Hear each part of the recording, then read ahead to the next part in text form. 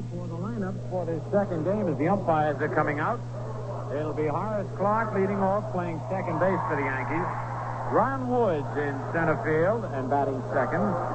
Bobby Mercer in right field hitting third. At first base, batting cleanup, Joe Pepitone. Frank Fernandez will be doing the catching and batting fifth. Remember, Jay Gibbs was hit in the right ear on a warm-up toss by Lindy McDaniel. He threw a forkball that hit in the dirt and bounced up and hit him on the ear. Bobby Cox will be at third base, batting sixth. In left field, batting seventh, Bill Robinson. Gene Michael, the shortstop, batting eighth. And Mike Kekich, the left-hander, pitching and batting ninth. For the Cleveland Indians, it'll be Jose Cardinal leading off in center field. Larry Brown will be the shortstop and bat second. Cap Peterson will be in left field hitting third. At first base, batting cleanup, Tony Horton. Ken Harrelson will be in right field, batting in the fifth spot. Zorlo Versailles will be at third base and batting sixth. Vern Fuller will be the second baseman, batting seventh. Catching and hitting eighth, Ken Suarez. And pitching and batting ninth, Mike Hall. The umpires for this second game will be Emmett Ashford calling balls and strikes. Merle Anthony will be at third base. At second base, Hank Soar. And over at first, Art Franz.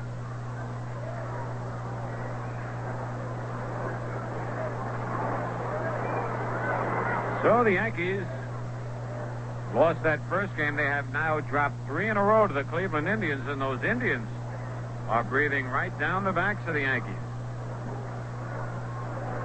And so the Indians, who got off to 1 win and 15 defeats in their first 16 games, are now at 28-43. And right now are only 1 game behind in the loss column to the Yankees. The Yankees have lost 42, and the Indians have lost 43. So Mike Paul coming on. This will be his 6th start of the year, as compared to 15 relief appearances. He's 1-0 against the Yankees. He's a left-hander.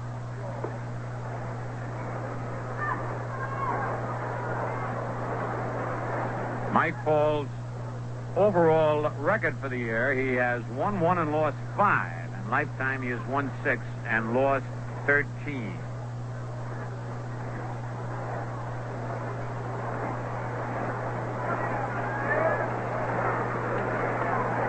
He faced the Yankees in relief this year back on May the 1st. And he pitched just 1 2/3 innings of scoreless relief. The Indians scored 4 runs in the 9th inning to win that ball game, and so Mike Paul got the victory.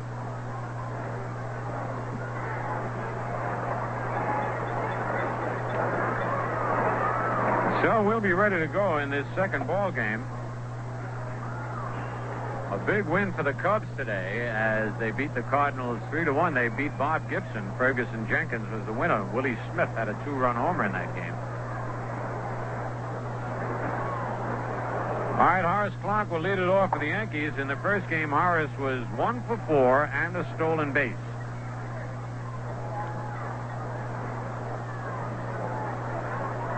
The Tigers came up with 3 runs in the top of the 9th, and they are now leading Baltimore 3-2 with the Orioles batting in the bottom of the 9th, and Eddie Watt has come in to replace Mike Cuellar.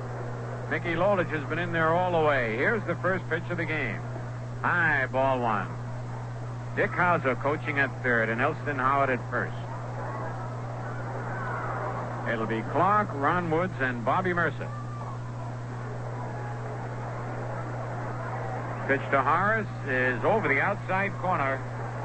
Strike 1 called. Horace Clarke batting .277.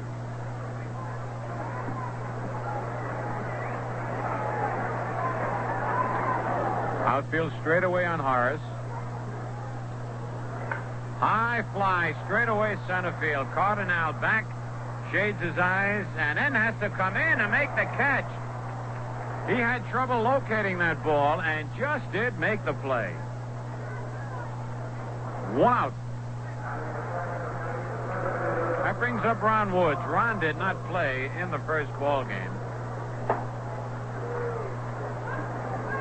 And he is batting .243 on the year. Right-hand batter. Deep in the box. The pitch by Paul as a curve popped up. The second baseman, Vern Fuller, shading his eyes on the edge of the outfield grass, makes the catch. And that sun right now is rough. That brings up Bobby Mercer. Bobby in the first game went 2 for 4. He had 2 base hits.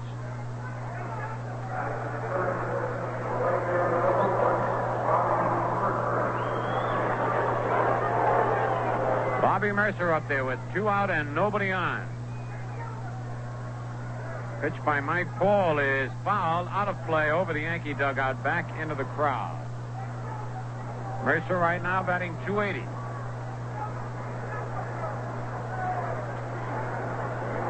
Fans are getting on Pepitone, a lot of them right in back of the Yankee dugout. Joe is on deck. They're calling him Josephine, and when are you going to get a haircut? Paul delivers it right in there. Bobby was shortening up as though to bunt. And the fastball was by him. This Mike Paul has a very slow, deliberate windup. Kicks his foot slowly, but then releases the ball with a lot of zip on it. Time is called by Mercer just as Paul was getting ready to pitch. So now Bobby steps back in. His pitch is a little bit low. Good fastball over the heart of the plate, but just below the knees.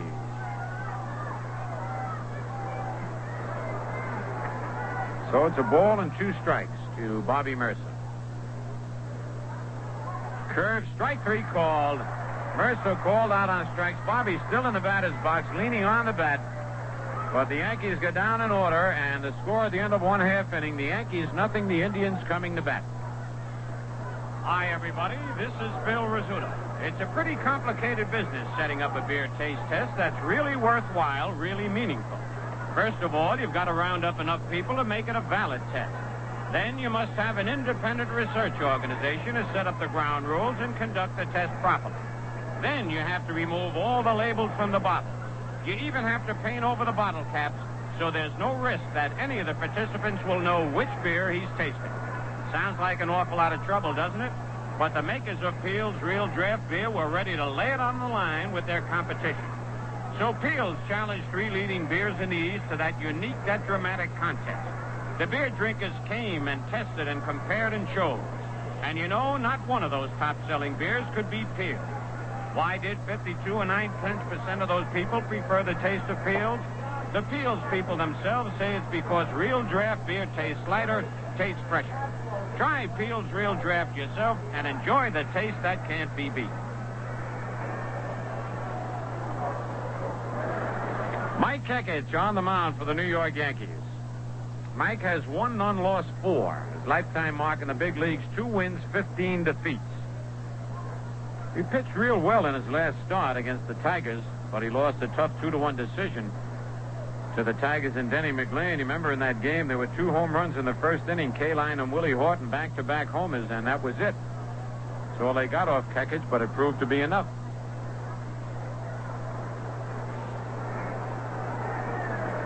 Jose Cardinal will be leading off.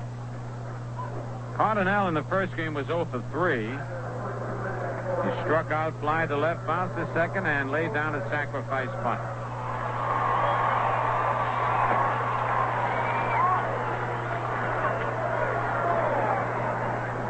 George Strickland coaching at third, and Johnny Lippon at first for the Indians.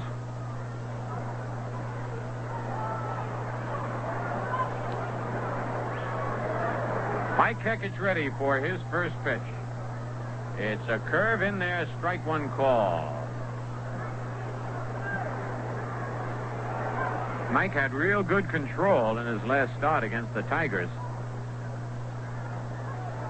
He rocks back. Slow curve in front of the plate, 1-1. By the way, this program is authorized under rights granted by the New York Yankees solely for the entertainment of our audience. And any publication, reproduction, or other use of the descriptions and accounts of this game without the express consent of the New York Yankees is prohibited.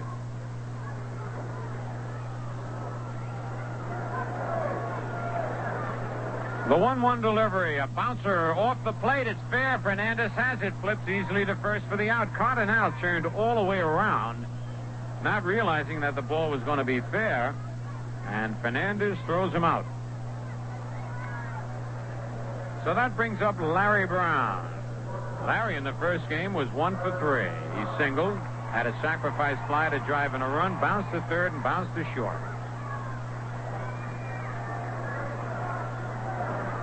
Brown batting .260. On deck, Cap Peterson. Pitch to Brown is a strike called.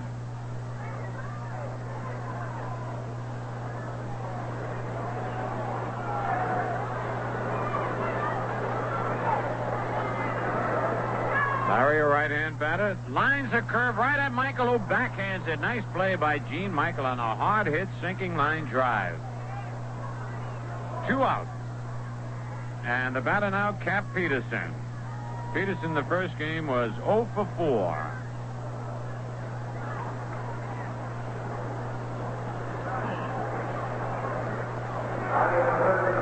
No score here. The Indians won the first game 5-1 behind Tiant. Tiant lost his first 7 games of the year. Right now, he's won 6 and lost 8. Fritz Peterson now with a record of 8 wins and 9 defeats. Pitch to Peterson is a curve low. Ball 1. Emmett Ashford looks the ball over. He's going to throw it out of play. Oh, man, he's got the motions. Even throwing the ball back to the ball boy.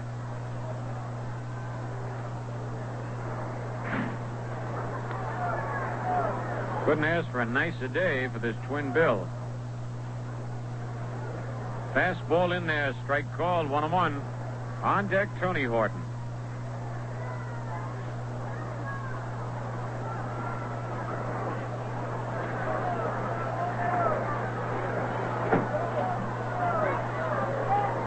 Fastball low and away. 2 balls and a strike.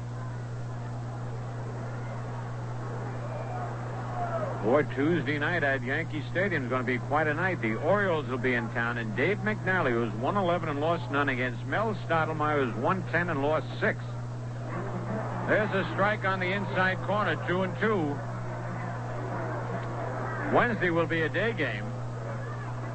Chance for you fans to enjoy the sun. And you business people, take some of your customers to lunch at Yankee Stadium. Make a big hit with them.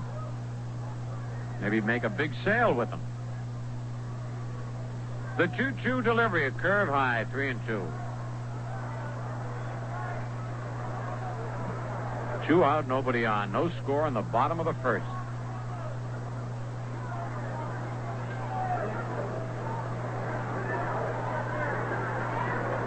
Kekich delivers. It's a ground ball up the middle, a base hit for Cap Peterson.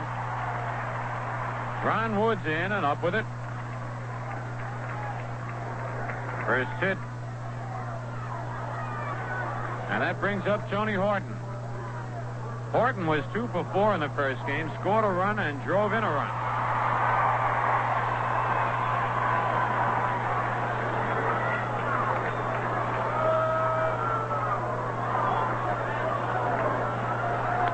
Pepitone holds the bag against Peterson. The pitch to Horton is strike 1 call.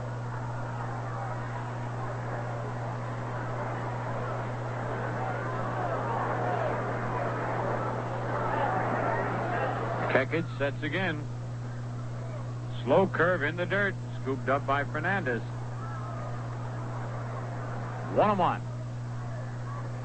Horton batting .261.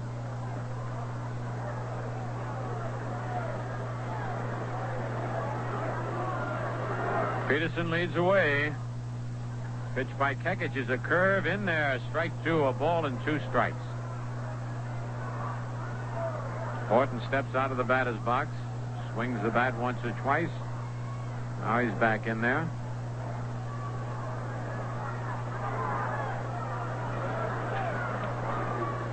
He sets the pitch. Is strike three, swinging, went after a bad high fastball. Fires his helmet down on the ground, and Ashford says something to him, kind of following him down to first base. No runs, a base hit, no errors, and a man left. And at the end of one full inning, the Yankees nothing and the Indians nothing. Hi, everybody. This is Phil Rizzuto. You know, you've just got to hand it to the people who make Peel's Real Draft Beer. They're really not scared to challenge their competition, to lay it on the line, beer to beer. So, Peel's Real Draft challenged 3 top-selling beers in the East to a taste test. It was quite a scene, fans, let me tell you. A really unique contest, and a really exciting one. An independent research organization conducted the test with unlabeled bottles and unmarked glasses. The people came and tasted and compared and chose. You might think no beer would stand a chance against 3 top sellers in the East, but you'd be wrong. Not one of them could beat Peel. Yes, 52 9/10% preferred the taste of Peel's Real Draft in the 1969 beer taste test. Why? Well, there's no big mystery about it. Peel's is real draft beer, and real draft gives you real lightness, real freshness. I think you'll be convinced, too, once you taste Peel's Real Draft Beer.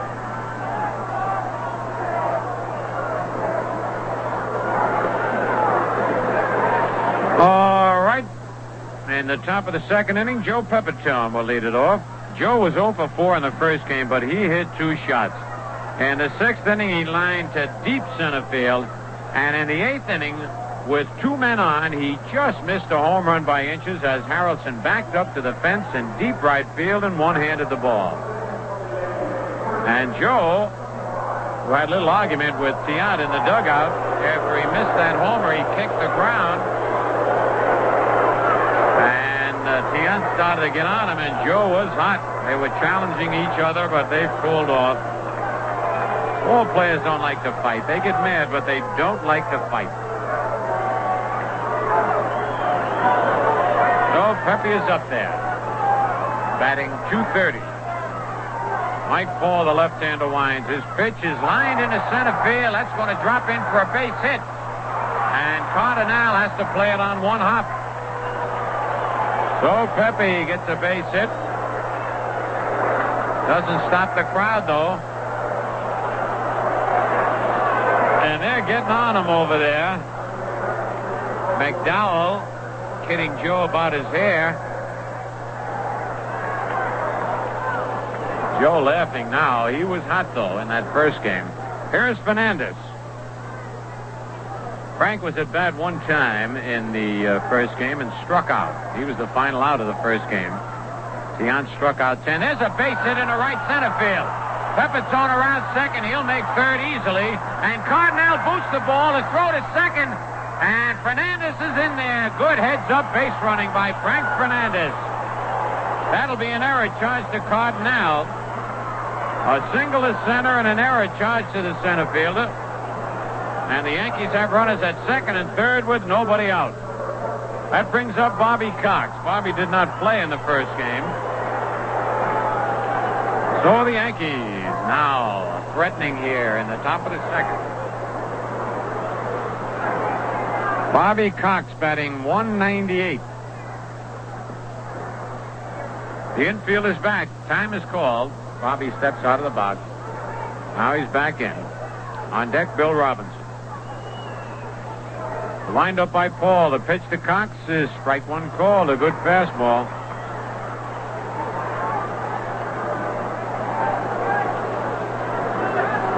Looks like those Orioles are doing something in the bottom of the ninth down in Baltimore. Kilkenny has come on to replace Mickey Lolich. The pitch is high. 1-1. Check that.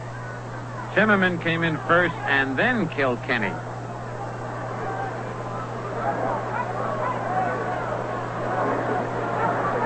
Oh, Timmerman started the ninth. They probably took Lolich out for pinch hitter in the top of the ninth. I see. There's a foul.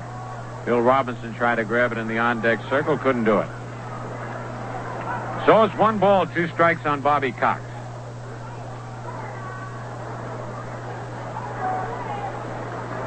These are the situations that the Yankees have been unable to take advantage of when they've had runners at second and third, nobody out, or even bases loaded, nobody out.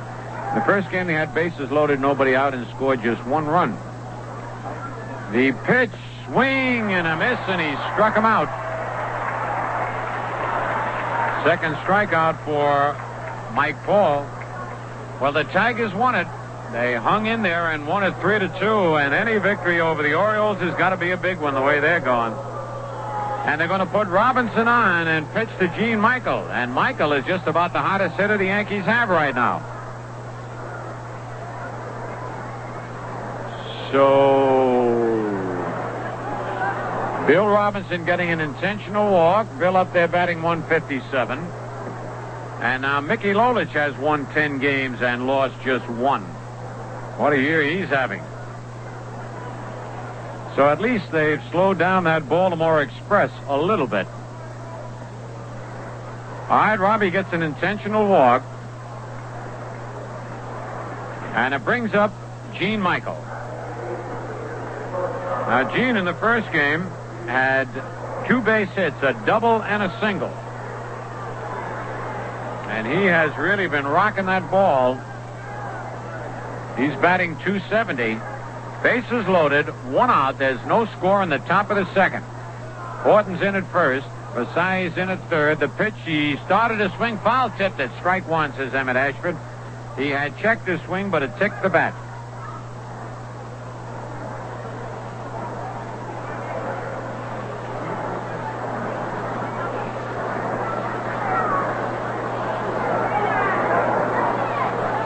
Ball winds as a check swing pop-up to the infield. The infield fly rule is called. Michael is out. Fuller makes the catch.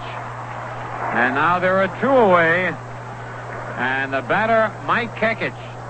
And that's what's been happening to the Yankees so many times this year.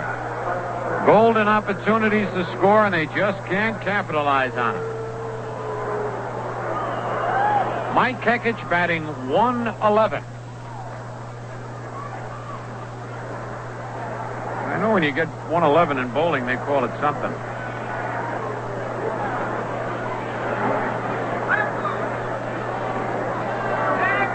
All right, the bases loaded, 2 out. Pitch to Kekich, high and outside, ball 1.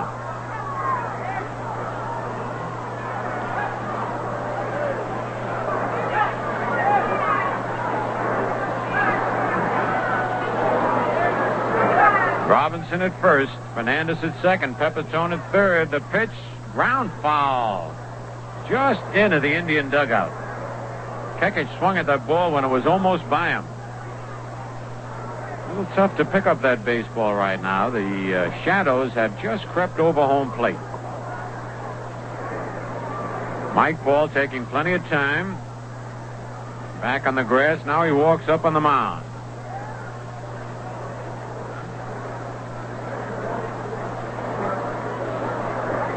The windup and the pitch, foul down the right field line, and Mike at least is just popping his wrist, not swinging too hard, trying to make contact.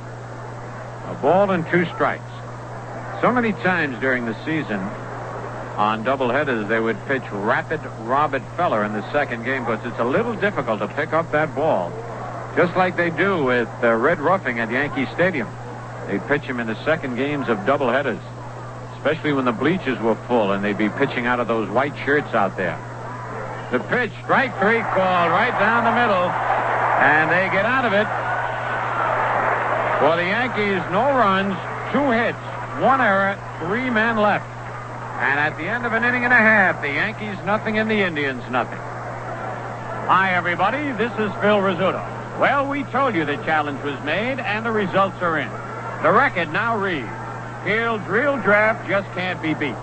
Yes, when Peel's challenged 3 top-selling beers in the East to a taste test, not one of the others, not one, could beat Peel's Real Draft beer. It was a pretty daring thing for the Peel's people to do when you think about it. There they were, taking on the leading beers in the East, in unlabeled bottles and unmarked glasses. But when the fans tasted and compared and chose and the votes were counted, you could see why the Peel's people had been so confident of the outcome. The other beers just couldn't top Peel's Real Draft. Maybe some people were surprised at the results, but not the people at Peel's.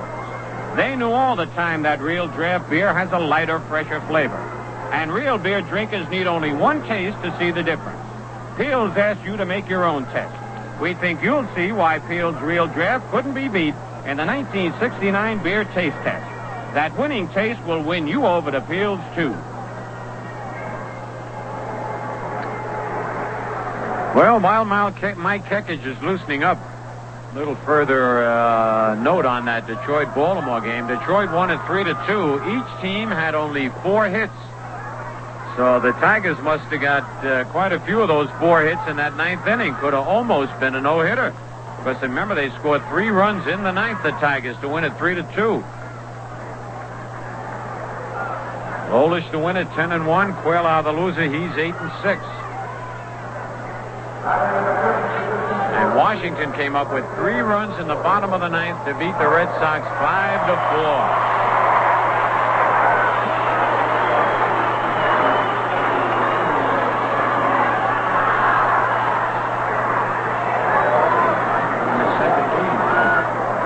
In the second game, Carl Yastrzemski has just hit his 20th homer of the year in the first inning with 2 men on. All right, here's Ken Harrelson. Harrelson in the first game had a 2-run homer. The Hawk takes a pitch low, ball 1. He's getting close to that 200 mark. He's right at 195 right now.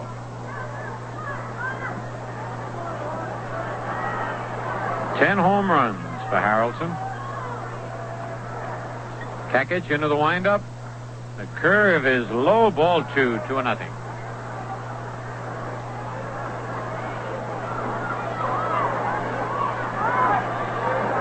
On deck, Zerlo Versailles.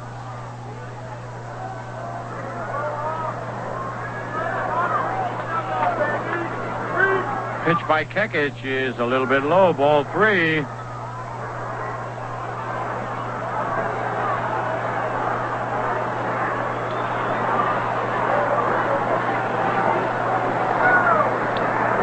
Play Harrelson for a pull hitter, which he does most of the times. 3-0 pitch right down the middle, 3-1.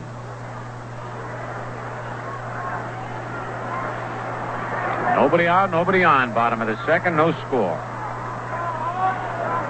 The 3-1 pitch is a base hit into left center field. Well, Harrelson has been hitting very well against the Yankees. Not doing much of anything against the other clubs. And right now on New York Yankee baseball, we pause for station identification.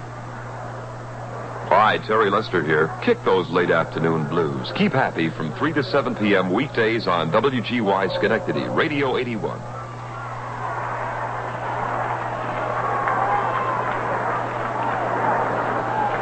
All right, the batter, Zerlo Versailles, who was ejected from the first game for arguing with plate umpire Merrill Anthony. Versailles was 1 for 3 in that first game.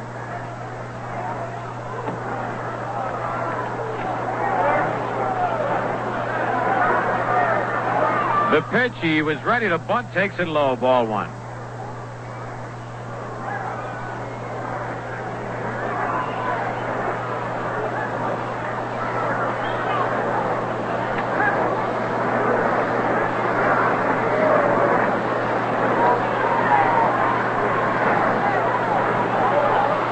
Kekich sets. Harrelson leads away. Throw to first base. Harrelson back. Indian bench really riding Pepitone down there. McDowell is moving all over trying to get Pepitone upset.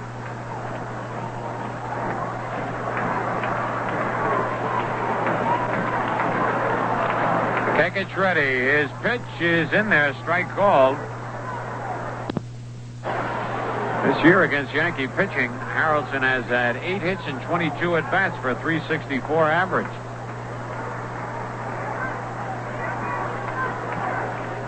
Nobody out. A 1-1 count on Versailles. And now Zorlo wants to come over and get the pine tar rag. For a man that's so fast, he moves very slowly in all his other motions.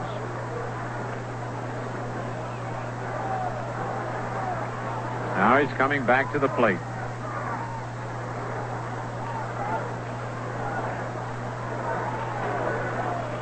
Had a great year for the Minnesota Twins, the MVP that year. And since then, he has done absolutely nothing. There goes Harrelson. The ball is swung at and missed. The throw to second is there, and he's safe at second. The throw was there, and Michael went down to put the tag on. It must have been a beautiful slide by Harrelson. He's safe at second with a stolen base, and that's his third stolen base in this series against the Yankees. So the hit and run was on because Harrelson did not have a good jump. But he was running. A 1-ball, 2-strike count on Versailles. Michael playing in the hole for Versailles, so Clark will have to hold Harrelson on. The stretch by Kekich. The pitch is bounced to the shortstop. Harrelson goes back to second. Michael throw to first in time to get Zoilo, and holding at second is Harrelson. That'll bring up Vern Fuller.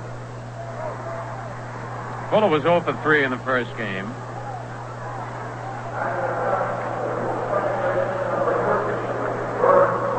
Fuller batting .212. No score, bottom of the second inning.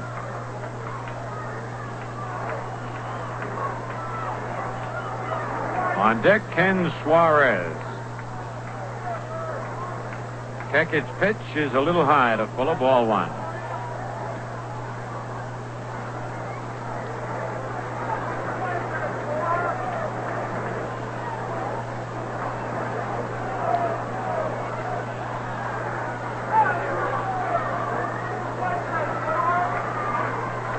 There goes Harrelson. The pitch is low. The throw to third. He's safe at third. How do you like that, Harrelson? He has stolen second and third. It was a tough chance for Fernandez, a curve in the dirt. Frank had to grab it, then reached for the ball twice. A good throw to Bobby Cox, but Harrelson, with a good jump, has now stolen second and third. It's 2 balls, no strikes. Something's burning over the left field fence and the wind blowing it in. You can smell the smoke. The infield is in now. Vern Fuller, the batter. Kekich winds. Here comes Harrelson. The squeeze is on. He bunts it in the air. They could get a double play. Fernandez makes the catch, throws to third. And he's safe at third. Michael was there, and he's looking. Kekich throws the glove in the air. He could be thrown out of the game. And Sorer is getting on Kekich. Kekich threw his glove way in the air. Houck is out there arguing with Fernandez. Michael came over, took the throw, as Harrelson, who was already at home, had to retrace his steps. And Merle Anthony said Michael came off the bag, but Houck says he caught the ball and then came off the bag. So the suicide squeeze does not work as Fuller fouled to Fernandez. Frank made a good play coming way back of the plate to get it. And a good throw to Michael covering third. Another big argument, and Kekich was lucky. He could have been thrown out of the game technically for throwing his glove in the air. Anytime a player throws any part of his equipment up in the air and down on the ground, and if you throw it up in the air, unless you catch it, it's bound to hit the ground. You could be ejected. But Sorer just came over and warned Kekich. And they're going to put Suarez on to pitch to Mike Paul. Ken Suarez, who was brought up from Portland on June the 11th. So they're going to give him an intentional walk. Suarez batting .257.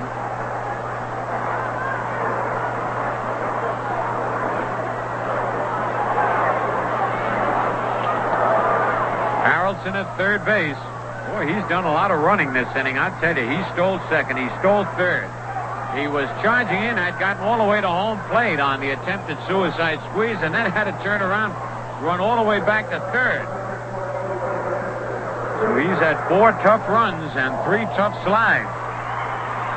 Mike Paul, a left-hand batter, with runners at first and third, and 2 out. We got to be alert they don't try the double steal. Paul is looking for his first base hit. Stretch by Kekich. Pitch to Paul is high, ball 1.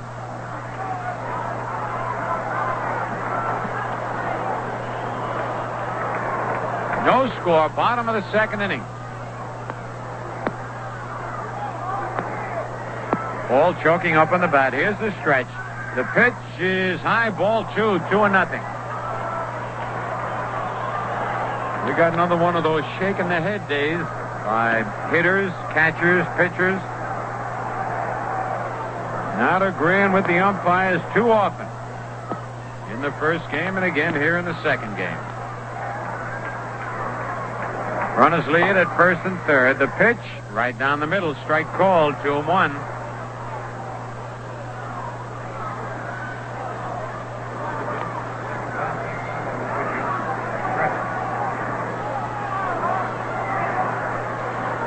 Pitch by Kekich is in there. Strike 2. And Mike Paul now arguing on that call. And look at Ashford. He puts his hands on his hips. He hasn't pleased anybody yet.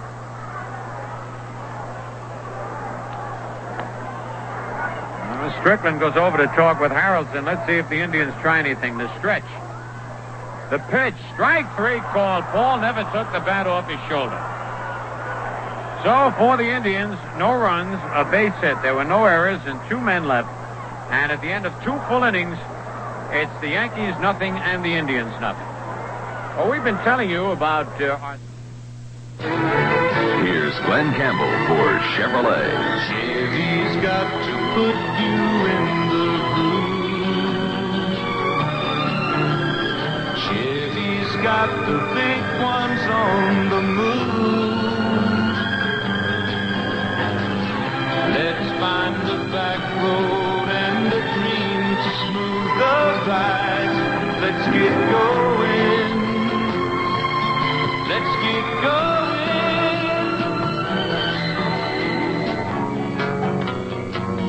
Get going to your Chevrolet dealers, and you'll find you get a car value increase and a price decrease. Let's find the back road and the dream to smooth the ride. Let's get going. Let's get going. Let's go. Base Center values at your Chevrolet dealers. We hated to interrupt Bob Fischel, but Bob was wise enough to, there was a story on the field, and he put us on, and he's going to be thrown out of the game. Can you imagine him giving the peace sign now? Holding 2 fingers up, that's the peace sign for the kids, and here he wanted to fight. Well, he's being taken out. Bob, how about finishing that story about that? Hate to see a thing like that. That boy was something wrong with him. Well, it's a bad day is coming up on Sunday, the 20th of July, with the Washington Senators, and those Senators really have been hot lately, coming from behind, winning big games.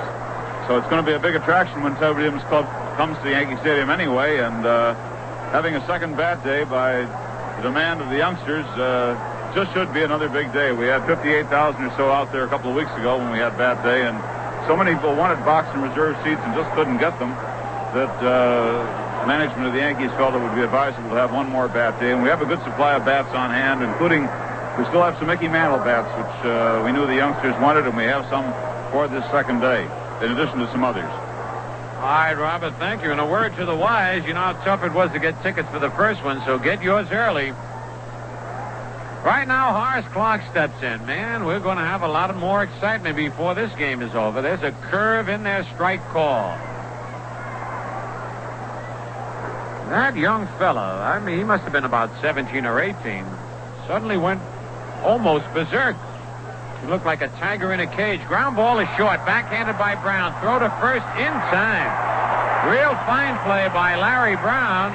Was Clarke can run, and he made a beautiful throw. 1 out. Clarke is now 0 for 2. Here's Ron Woods, who popped to second.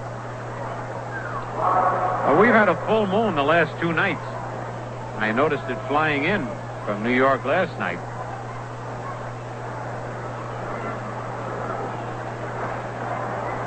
Pitch to Woods is low, ball 1. No score, top of the third.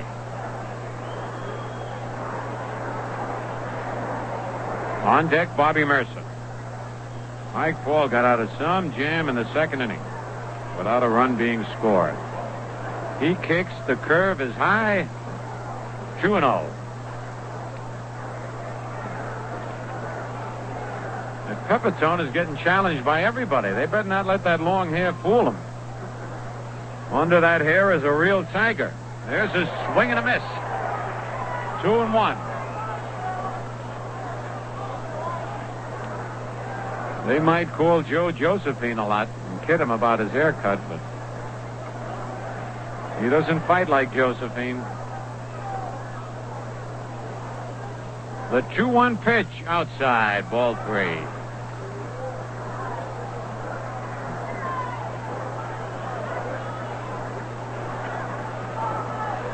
Three balls, 1 strike.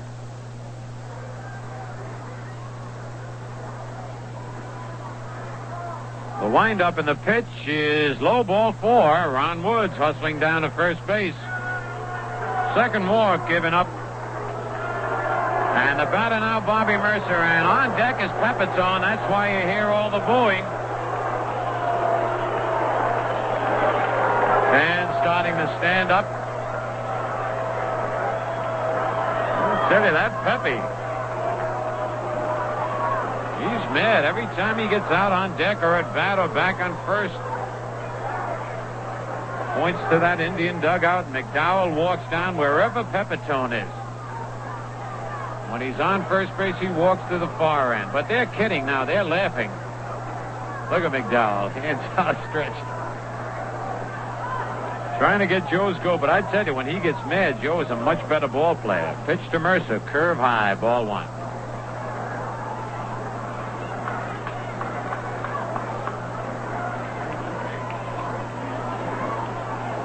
Ernie Banks has just homered in the first inning of the second game, a 3-run homer. Those Cubs are red hot. Pitch to Bobby is a curve over, strike called. Well, the Mets broke out of their short slump as they defeated the Pirates 7-3 behind Tom Seaver. What a year that Seaver's having. 12-3 for young Tom Seaver.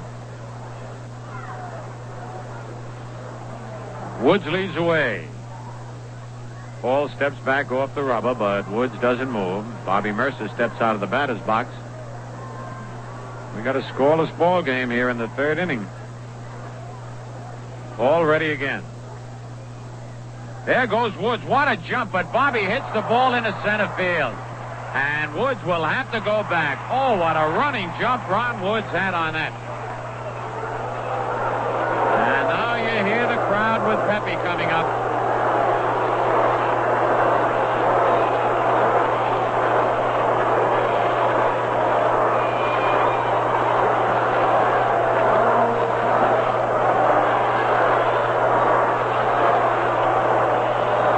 That Pepitone, he turned around to every part of this ballpark, and he holds the peace sign up. Pepitone sticks 2 fingers of the left hand up in the air. I tell you, when he's through with baseball, Hollywood's got to get him, or Broadway. He knows how to stir people up and get them into the ballpark. Pepe single to center his first time up. Paul sets on the mound. And Pepe asked for time, but Ashford said no, and he calls it a strike.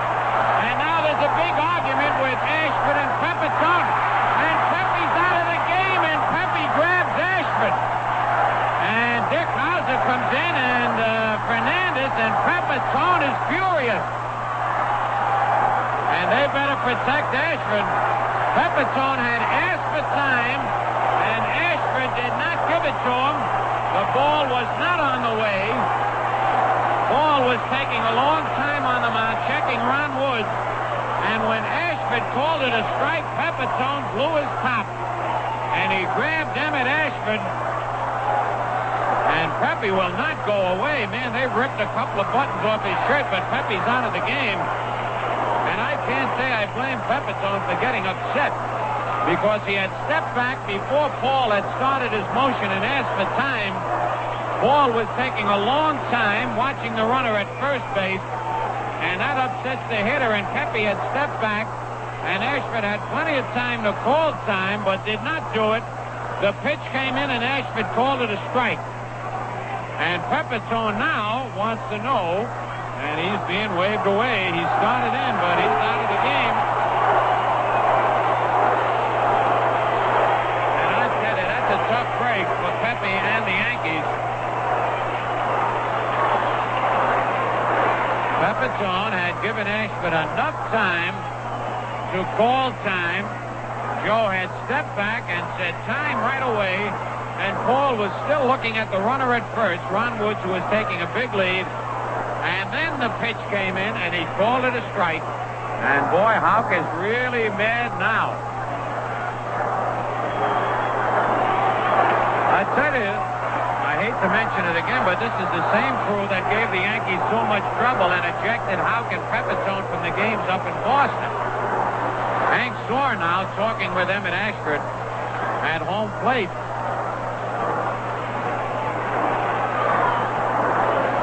There's nothing they can do about it now. Pepitone has been ejected. I don't believe Hank Soar can overrule Ashford on that. And even though Joe did touch Emmett Ashford, it was after Ashford had called the strike.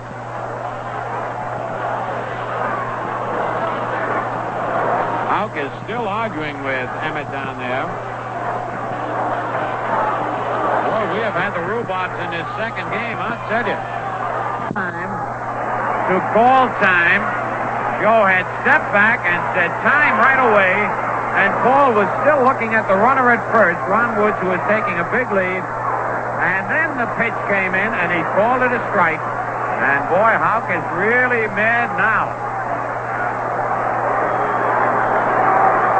I tell you, I hate to mention it again, but this is the same crew that gave the Yankees so much trouble and ejected Houck and Pepitone from the games up in Boston. Hank Soar now talking with Emmett Ashford at home plate.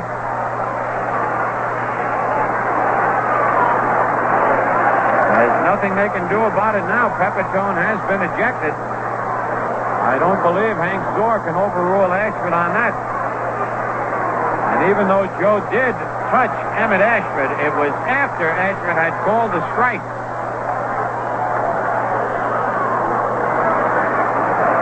Houck is still arguing with Emmett down there. Boy, we have had the rhubarbs in this second game, I'll tell you.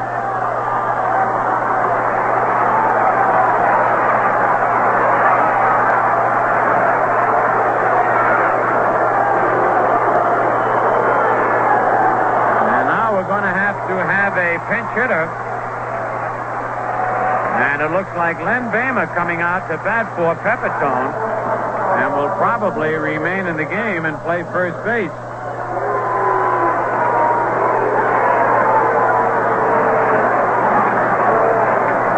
I tell you, the pitch to Pepitone was a questionable pitch too. It could have been called a ball, and I think that's what upset Pepitone as much as the fact that Ashford did not grant him time after he had asked for time.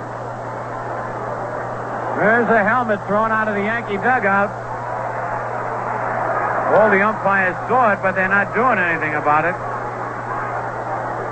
Hauser throws the helmet back in the dugout. One strike on Len Bamer. Batting for Pepitone, who has been thrown out of the game.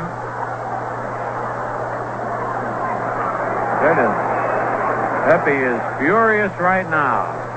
Pitch to Bamer, swing and a miss. Strike two. So there are two men out. Ron Woods at first base. There's no score in the top of the third.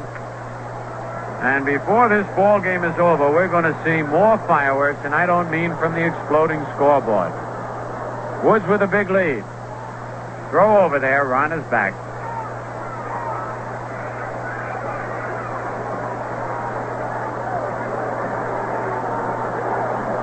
Two strikes on Len Bamer. Here's the stretch. Pitch is popped up near the Indian dugout. Suarez over there, and Suarez makes the catch. For the Yankees, no runs, no hits, no errors. A man left, and at the end of 2.5, the Yankees nothing and the Indians nothing. Metro Power is on the move. It's Montgomery Ward's pre-holiday sale beginning Wednesday, June 25th. Head for Ward's and save like you've never saved before. A Metro Power special on Riverside runabouts. The 24-month tire as low as $11. A new 4-ply nylon cord body for added stability and extra miles. How about this? Ward's HST high-speed tire. The tire more people demand for high-speed turnpike driving. All at a big 20% off, along with fast and free mounting service. Save, too, on the Riverside motor oil of your choice. Additive-free, all-season, heavy-duty, and Supreme, all at fantastic savings. This and so much more. It's Ward's pre-holiday sale underway Wednesday, June 25th at Montgomery Ward, now combining 4 big stores, Albany, Glens Falls, Kingston, and Poughkeepsie, to bring you Metro Power. Just hurry to Ward's now. This sale ends Tuesday, July 1st.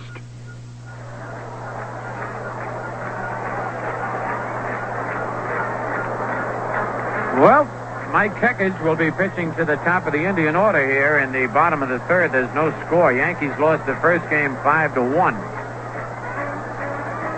And we have had many, many rhubarbs early here in this second ball game, with more to come. Jose Cardinal bounced out in front of the plate, thrown out by Frank Fernandez his first time up.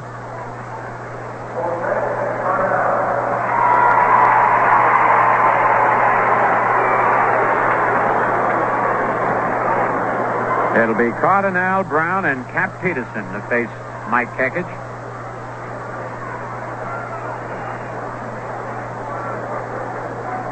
Mike winds. The pitch is pop foul back into the crowd, out of play. Len Bamer, as we told you, pinch hit for Pepitone and stays in the game at first base.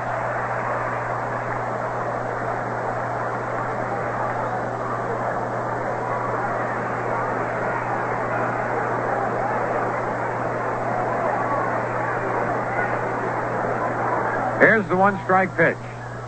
Change-up, line to left field. That's in for extra bases. Cardinal around first. He'll go into second, standing up with a double. A change of pace that did not fool Cardinal one bit. Hit number 3 for the Indians, and it brings up Larry Brown, who lined hard to the shortstop, Gene Michael, in the first inning.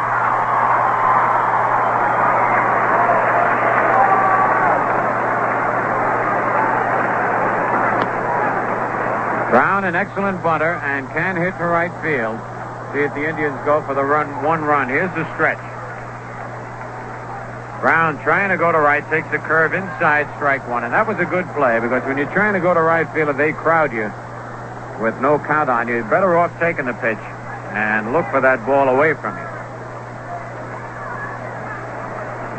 Stretch by Kekich. Almost hit him. 1-1. Of course, Mike's trying to keep the ball inside to keep him from going to right.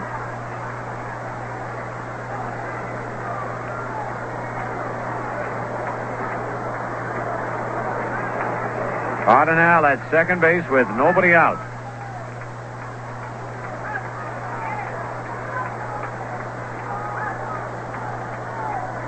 Kekich gets the sign. Here's the stretch. Pitch, slice foul. He's trying to go to right. Fouled it back into the seats.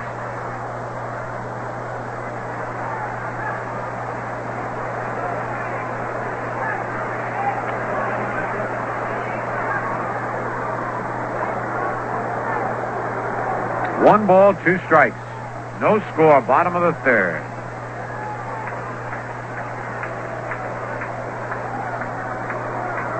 Stretch by Kekich.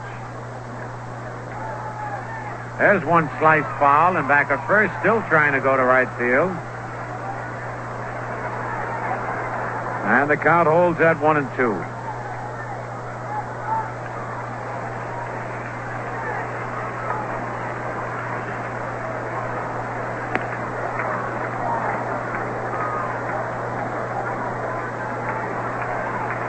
Kekich ready. He bounces one. He does the job to second base, and Clark's throw safe at first. He said Bama came off the bed. We're going to have another argument. First base umpire Art France said Bama came off the bag. Holy cow. Clark and Bama arguing with France. France said he pulled his foot off the bag. And let's see, they're going to give an error to Len Bama, the first baseman. Bama charged with the error.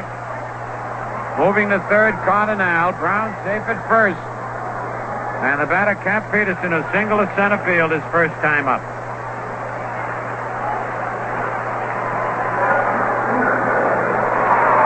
That's not the last of the arguments we'll have in this game. Gene Michael calls time, wants to talk with Kekich. No score here in the bottom of the third.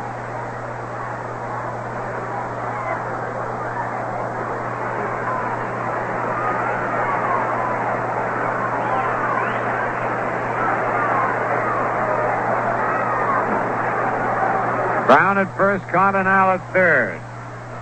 Pitch by Kekich, strike one on the outside corner.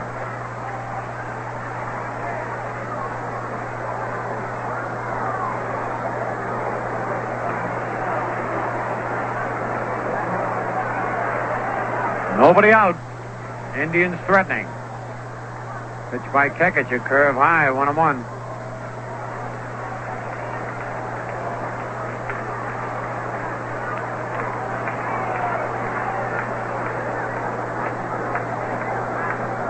On deck, Tony Horton.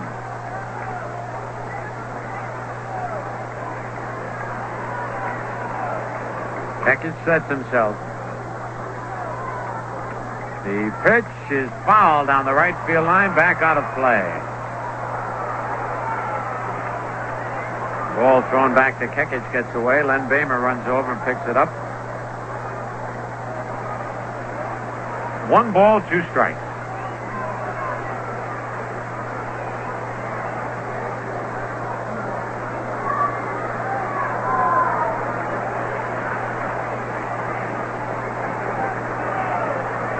Outfield straight away. Mercer shallow in right field. Peterson a right-hand batter. Kekich taking plenty of time out there. Now time is called. Wait a minute. Well, Bobby Cox had called time. For a second there, I thought he was going to call a balk. That's all we needed. It's really been a riot here. All right, Kekich ready. Curve line, base hit to left field. Cardinal scores. Brown stops at second. And the Indians lead 1-0. Kekich threw that big, slow curveball. Didn't fool Peterson, just like the change to Cardinal. And now Tony Horton, who struck out his first time up.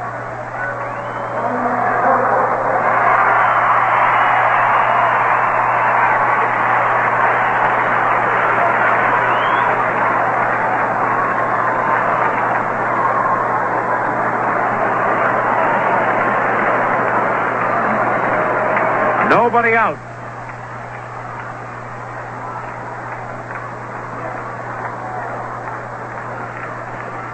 Pitch is high, ball 1.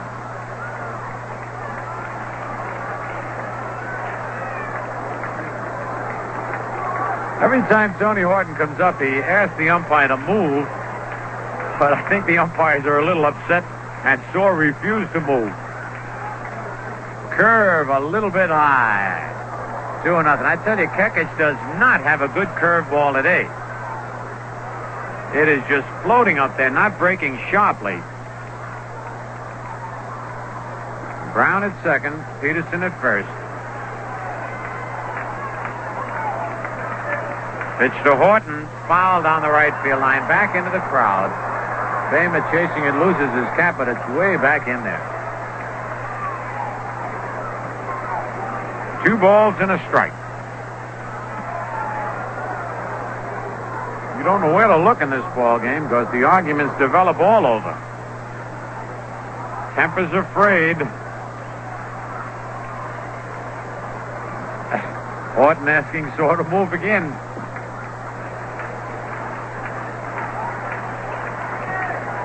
2 balls, 1 strike. Runners lead away.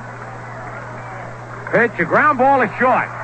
Michael goes to Clark for 1. Back to first base, safe at first.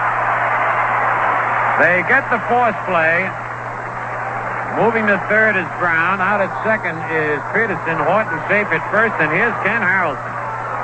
He singled a left in the second inning and then promptly stole second and third.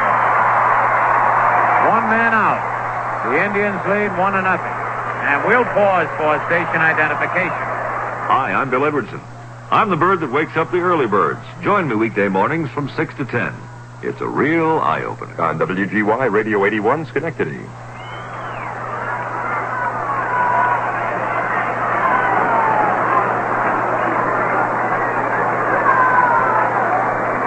Fernandez having a short huddle with Mike Kekich.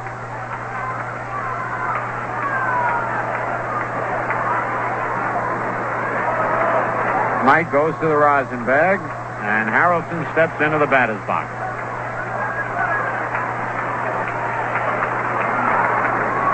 Stretch by Kekich. Pitch is right down the middle, strike call. An oddity, Earl Wilson, although he only didn't even pitch 2 innings Friday night for the Tigers, is starting the second game against Baltimore. He's pitching against Tom Phoebus. He was a losing pitcher in that first game Friday night. The stretch, the curve is low, 1-1. But lifetime against Baltimore, Earl Wilson has 120 and lost 8. And he's big and strong, so I guess the inning and 2/3 that he pitched didn't weaken him too much. Tigers won the first game 3-2. Kekich ready. Curve line to left field, but foul down the Yankee bullpen.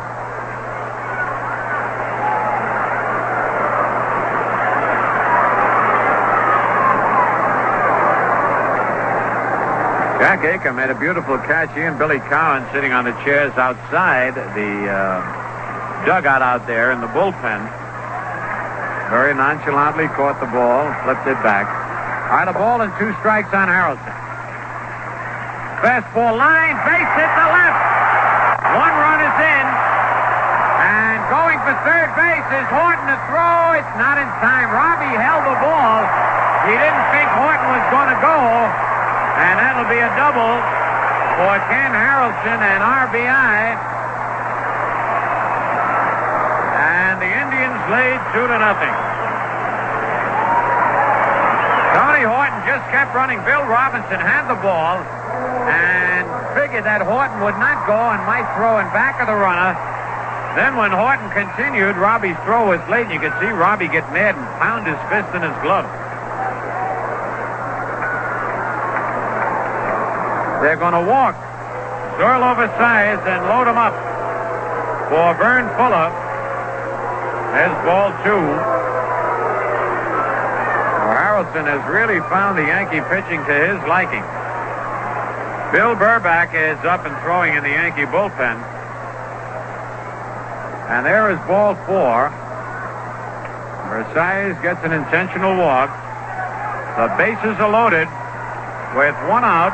And the batter, Vern Fuller, who popped up to the catcher trying to bunt in the second inning.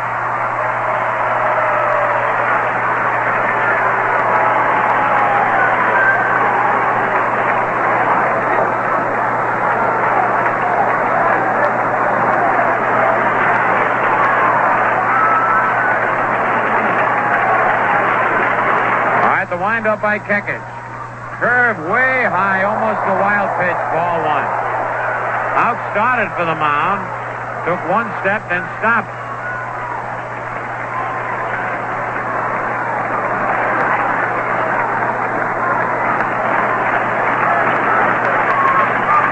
All 3 runners leading away. Fastball bounces short, could be 2. Michael Clark. Back to first, double play, and they get out of it. Big double play for the Yankees, short to second to first. But the Indians come up with 2 runs. On 3 hits, there was 1 error and 2 men left. And the score at the end of 3 full innings, the Indians 2, the Yankees nothing. On the scoreboard, Washington beat the Red Sox 5-4 in the first game. Higgins the winner, Landis the loser. Petrocelli his 23rd home run, and Epstein his 16th. Second game, Boston 3, Washington nothing, end of an inning and a half. Siebert against Coleman. Yastrzemski hit his 20th in the first with 2 on. Detroit beat Baltimore 3-2. Lolich the winner, Cuellar the loser. Lolich now 10-1. Second game, Tigers failed to score in the top of the first. Baltimore batting, Earl Wilson against Tom Phoebus. Kansas City leading Minnesota 7-2 at the end of 8. Morris against Bunker. Nettles homered for Minnesota. Fiore and Oliver homered for Kansas City. California 3, Seattle nothing, end of 2.5. Gelnar against Messersmith. White Sox 2, Oakland nothing, end of an inning and a half. Peters against Hunter. Mets beat the Pirates 7-3. Seaver the winner, he's 12-3. Veal the loser. Carl Taylor a 3-run homer. Philadelphia shut out Montreal 2-0. Lowell Palmer the winner. Robertson the loser. The Giants are leading Cincinnati 6-3, end of 8. Lindsey against Carroll. McCovey hit his 26th with a man on. Perez his 16th. Cubs beat the Cardinals 3-1. Jenkins the winner. Gibson the loser. Pinson and Smith homered. Second game, Cubs 4, Cardinals nothing, end of 1. Taylor against Selma. Ernie Banks homered. Dodgers 2, San Diego 1, end of 3.5. Forster against Santorini. Houston 3, Atlanta 1, end of 7. Phillies 3, Montreal nothing, end of 3.5 for the second. Coming on now, Frank Messer. Okay, Phil, Frank Fernandez at the plate.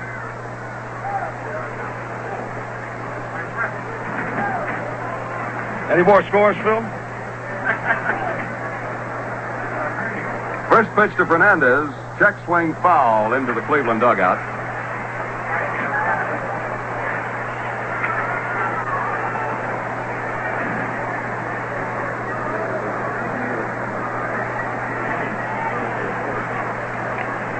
Next pitch coming from Paul to Fernandez, hit him on the right leg, and Fernandez is on.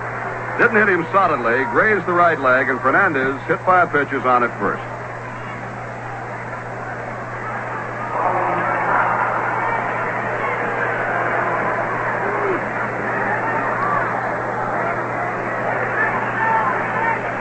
It brings up Bobby Cox.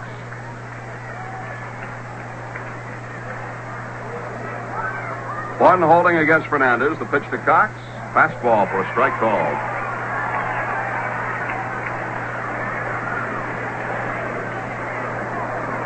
Cox struck out his first time up.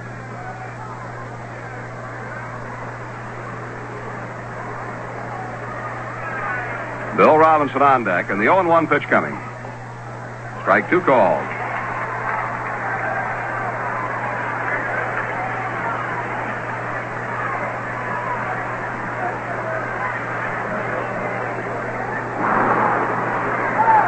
Cleveland leading 2-0. Indians won the first game 5-1. Left-hander Paul deals a fastball inside to Cox.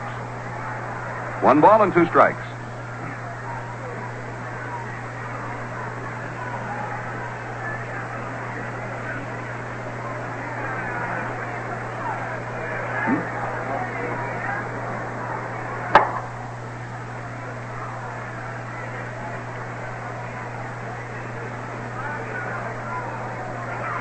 Fouled it back.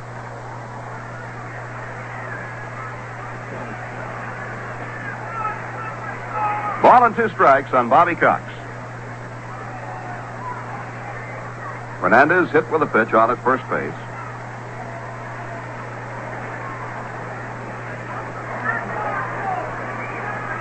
Stretches off pretty good lead this Frank. Paul looks over that way. And delivers the plate. Check swing, and it's a ball outside. 2 balls, 2 strikes now to Bobby Cox.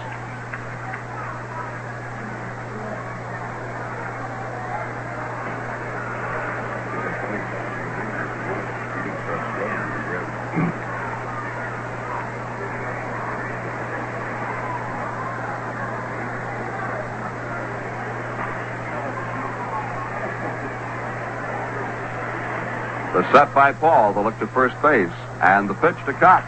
Drilled deep to left field. Moving for it is Peterson. He can't get it. He one-hands it on 1 bounce. Throws it back in. Cox goes to second as Fernandez pulls up at third.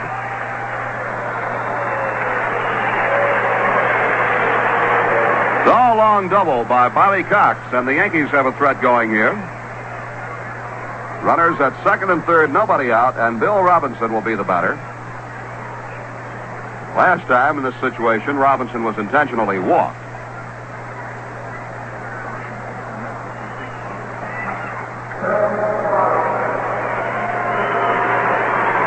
Washington scored 6 runs in the second inning. Is that right, Sandy? For a 6-3 lead over Boston at the end of 2.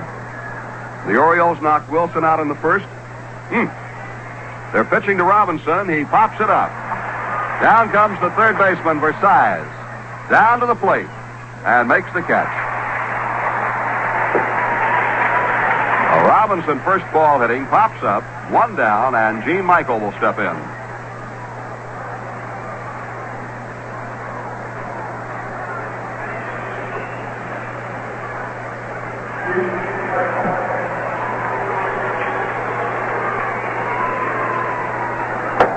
Bill Burback throwing again in the Yankee bullpen. Michael popped up to second his first time up. Takes a pitch high, ball 1. Yankees had a scoring threat in the second when they had the bases loaded with 1 out, but Michael popped up and Kekich was called out on strikes to end the threat. Billy Cowan has come out on deck to bat for Kekich should the occasion arise, and here's the pitch. Drilled deep to left field again, and it is in for a base hit and bounces into the stands for a double. 2 runs will score, and the ball game is tied up as Gene Michael doubles to left.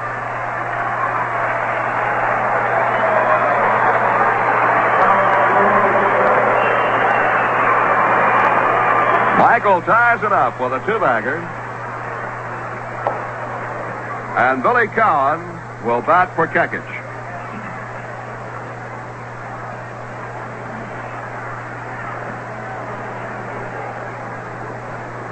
That is base hit number 4 for the Yankees in the game.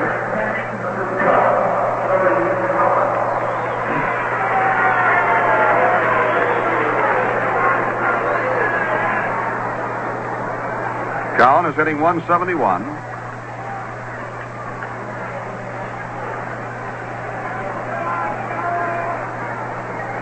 For Gene Michael, the RBIs, his 6th and 7th of the year.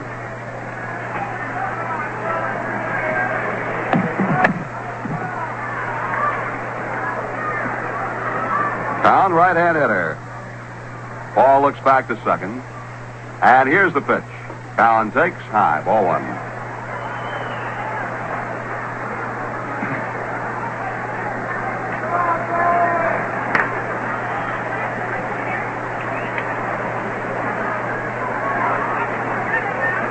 Horatio Pina throwing in the Cleveland bullpen, right-hander.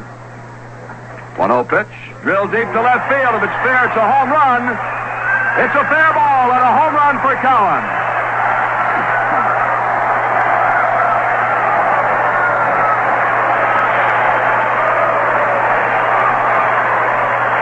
The Yankees go out in front 4-2 as Billy Cowan lines one into the seats in left. His first American League home run.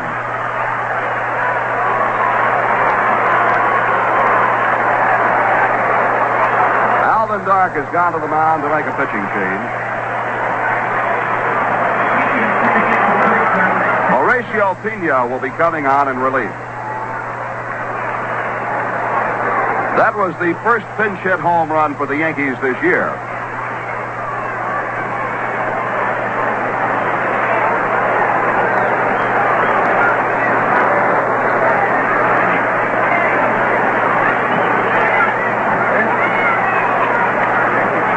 Paul leaves after pitching 3 1/3 innings.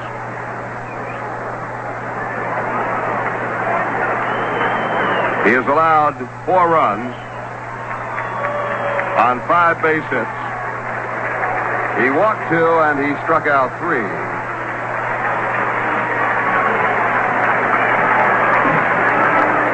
Horatio Pina, or Pina, P-I-N-A, tall, slender right-hander, comes on to pitch for Cleveland.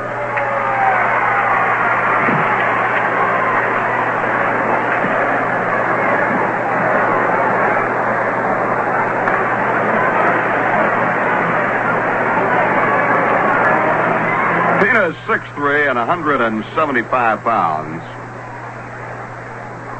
Young man is from Mexico, 24 years of age.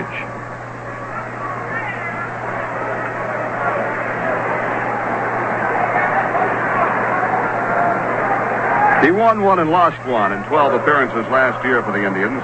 Posted an earned run average of 1.74.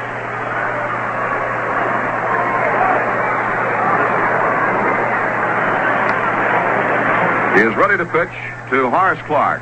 So Clark will swing around now and bat left-handed. Pina this year has won 2 and lost 2.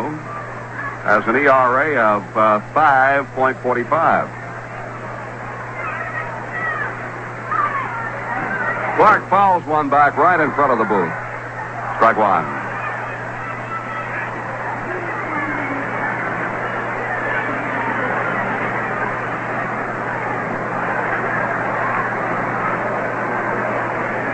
Wind up, and the 1-strike pitch. Strike 2 is called.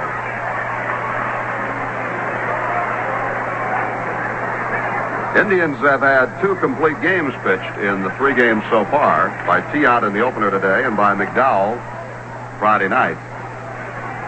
Pina sidearm fastball for strike 3, and Clark is called out.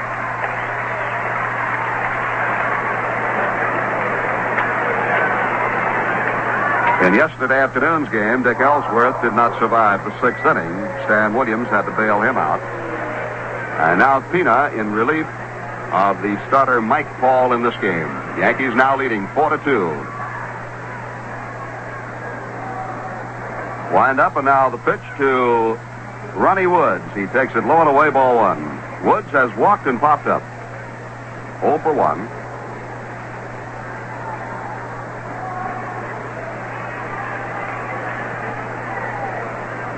Pina into the windup. Kicks and deals. Sidearm fastball is outside.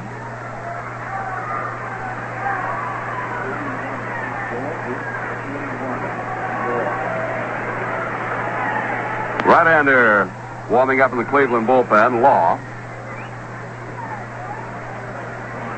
Ron Law, who just joined the club a couple of days ago. 2-0 pitch. Woods takes inside, ball 3. 3 balls and no strikes. 2 outs, nobody on. The Yankees have scored 4 runs on 3 hits and a hit batter.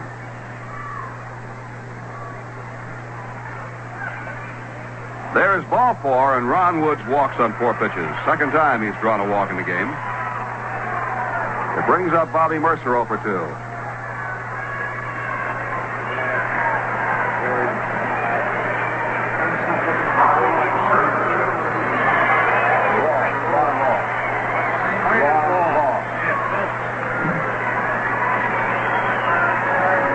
Bobby Mercer is the 8th Yankee to bat here in the 4th inning.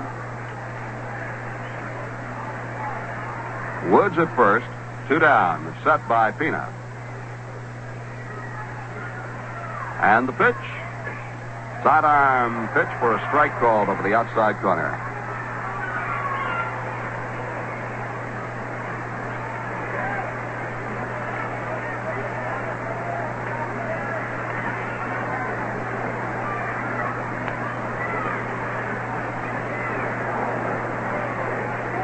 Throw to first base, Woods gets back.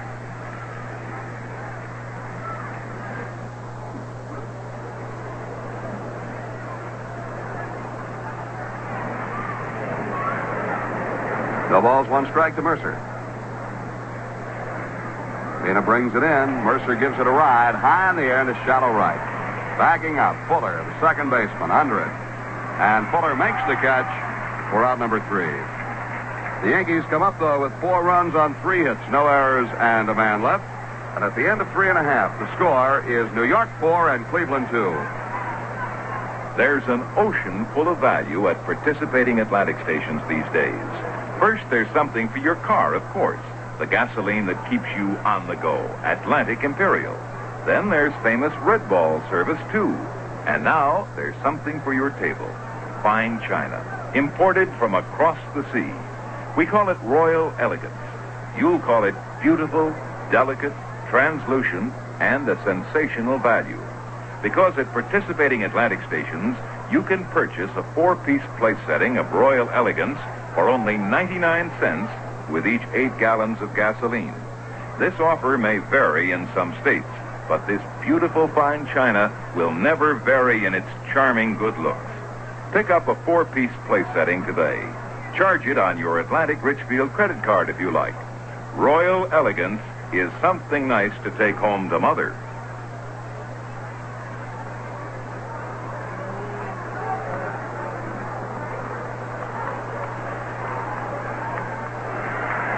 Well, Bill Burback comes on to pitch for the Yankees. The first time Burback has worked in relief this year. He pitched yesterday. Pitched 2/3 of an inning as the starter yesterday afternoon. Gave up 3 runs on 3 hits. And he was the losing pitcher. Well, Burback has a record of 4 wins and 5 losses. Ken Suarez, the catcher, a right-hand batter, steps in against him and takes low, ball 1. Russ Snyder, a left-hand hitter, is on deck to bat for the pitcher, Pina. And we'll see the newcomer, Ron Law, coming into this ball game later on. Here's the pitch from Burback, fast and low, ball 2.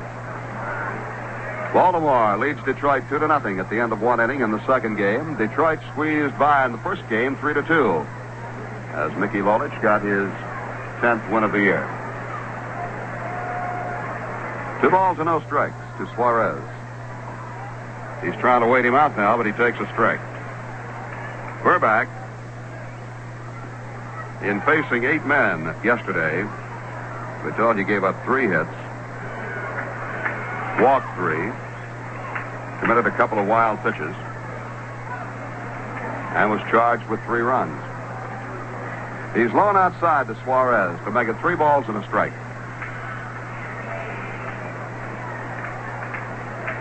Yankees leading 4-2. Home run by Billy Cowan on a big blow.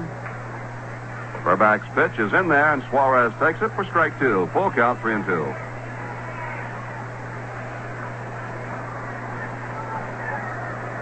Joe Pepitone ejected from the ball game. Burback fires, and it's rocked foul past George Strickland, the third base coach.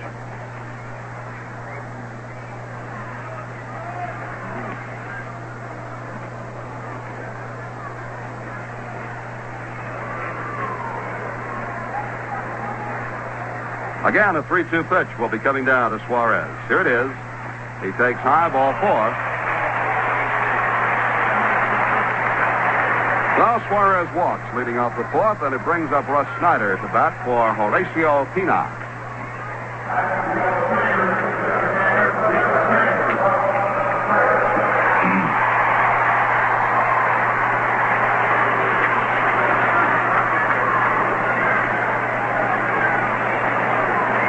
Russ Snyder is 4 for 6 in this series.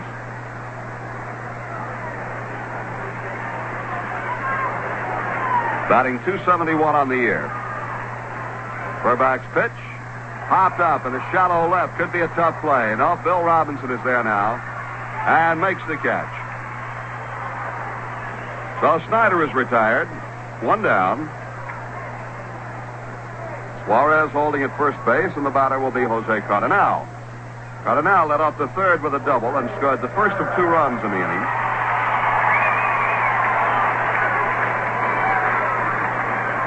Kekich in 3 innings gave up 2 runs, 1 of them unearned, on 5 hits. He walked 2 and he struck out 2.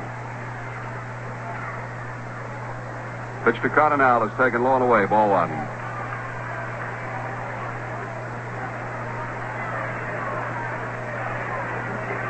Yankees trying to salvage the final game of this 4-game series. Indians have given them trouble all year. Pitch. Over but low, ball 2.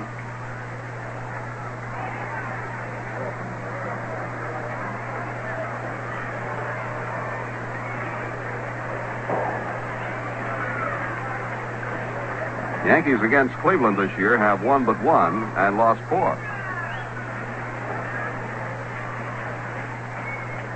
Cardinal takes ball 3 outside.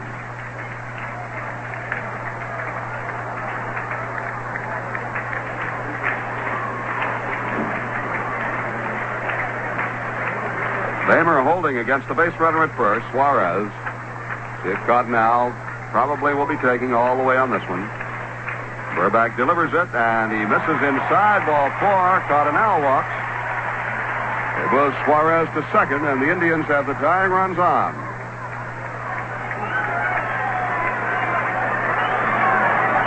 And a hurry-up call goes to the Yankee bullpen. Let's see who starts warming up.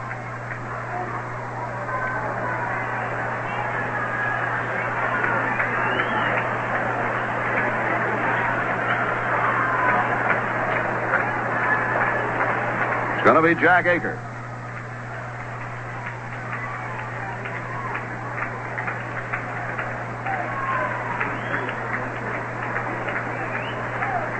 It doesn't take Aker long to get ready.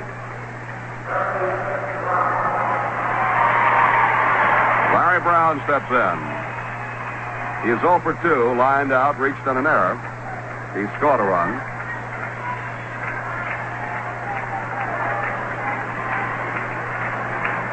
Suarez at second, Cardinal at first. Burback off the stretch. And the pitch. Strike call, knee high. Thank you, Bill.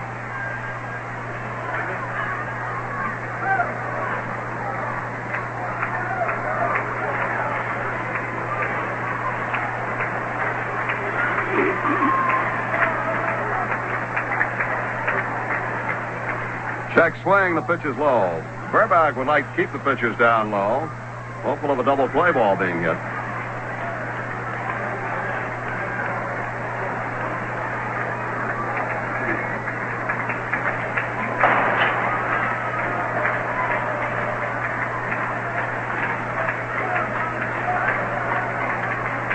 One pitch coming. It is taken low, ball 2. 2 balls and a strike with Suarez at second, Cardinal at first. 1 away. Yankees leading 4-2 here in the bottom half of the 4th.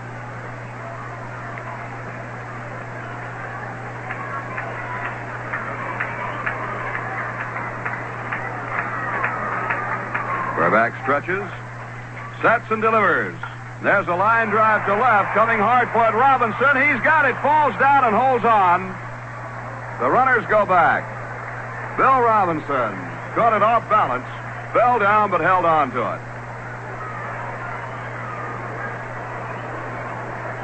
So there are 2 away, and Cap Peterson will be the batter. He is 2 for 2.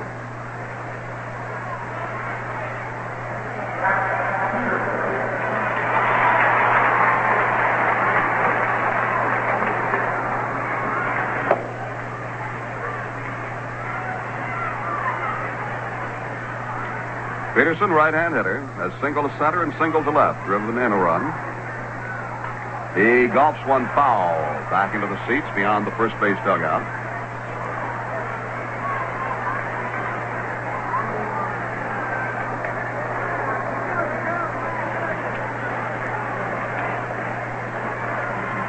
Burback in relief of Kekich. Stares down to Fernandez. Starts his motion. 1 strike pitch. Overhand fastball is up high. 1 ball and 1 strike.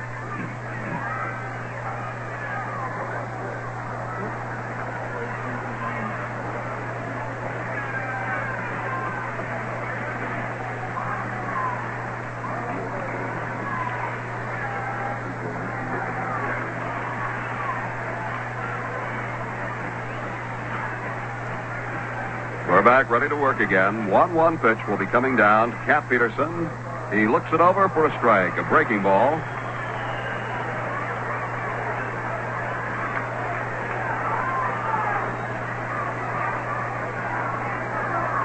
Tony Horton is on deck. Runners at first and second, 2 out.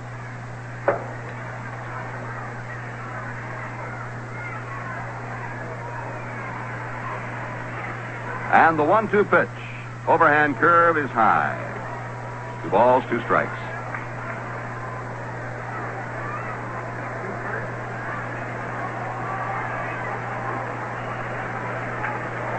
Thank you.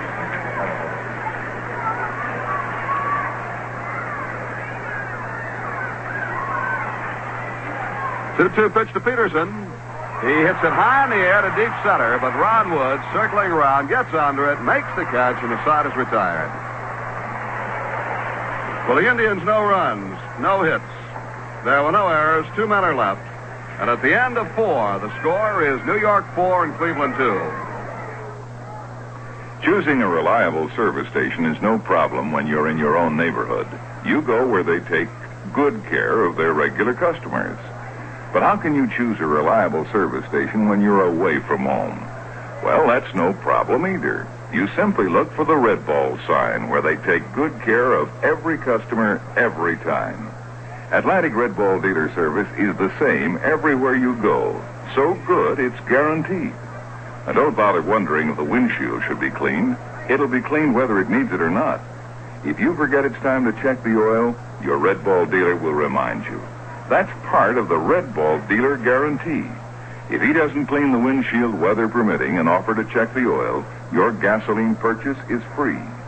The offer may vary in some states, but Atlantic Red Ball dealer service never varies. It's always dependable, always the same for every customer, every time.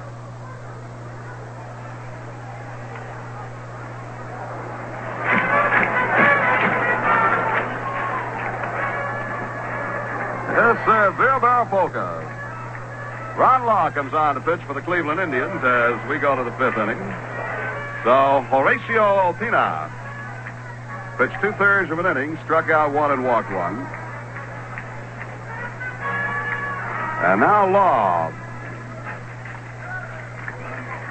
Ron Law, right-hander, purchased by the Indians from their Waterbury club in the Eastern League. 23 years old, 6 foot, 165 pounds, a native of Hamilton, Ontario. Now makes his home in Palo Alto, California. At Waterbury this year, he had won 8 and lost 4 in 13 starts. 8 complete games. At an earned run average of 3.21. Law replaces Dave Nelson on the Cleveland roster, as Nelson left yesterday for a 2-week military obligation. So in his first American League game, Ron Law, right-hander, coming in here in relief, and he's pitching to the Yankee rookie utility man, Len Bamer. First pitch to Bamer, he takes, and it's ball 1. Oh, boy, Evan Ashford almost gave a strike call. Now time is called. Larry Brown takes, and it's ball 1. Oh, boy, Evan Ashford almost gave a strike call. Now time is called. Larry Brown comes into the mound, and we'll pause right here for station identification. Hi, Harry Downey speaking. Every day it's music and mystery. Stay close weekdays, 10 to 11:30 a.m. and 1 to 3 p.m. here on WGY Schenectady.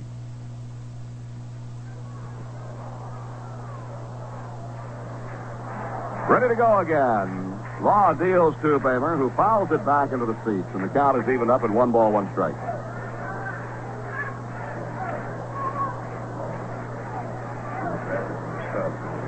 Bamer bunts 1 foul off the third base line, trying to get on. You got the in there. That's right.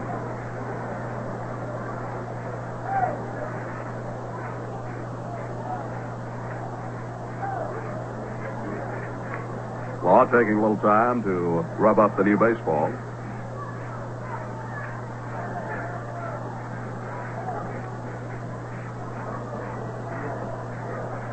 And his pitch is low and outside to Bamer to even the count at 2-2.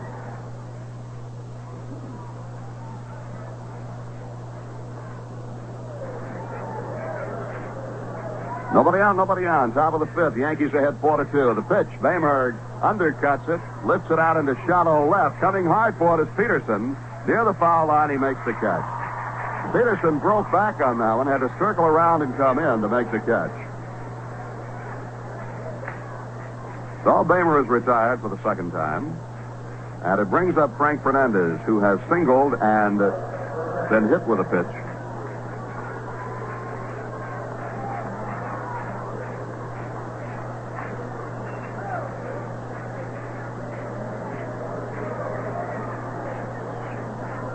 Law delivers. Fernandez fouls it back over the press box. Strike one.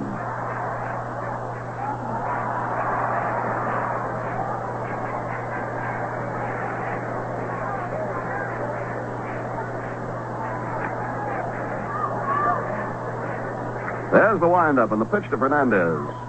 Strike is called over the outside corner. Looks like a good slider from the young right-hander, Ron Law.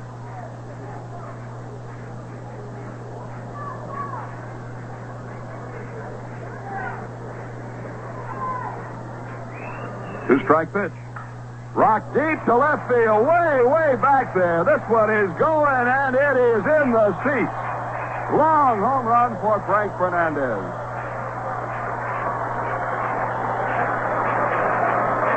Gentlemen, I would have to say that ball carried over 400 feet. It not only cleared the fence, it went into the grandstand beyond the fence. Home run number 5 for Frank Fernandez. The Staten Island strong boy has put one in the seats, and the Yankees lead 5-2. Yankees' second home run of the game. Billy Cowan had a pinch hit homer earlier. And now Bobby Cox swings from his heels and misses. Strike one.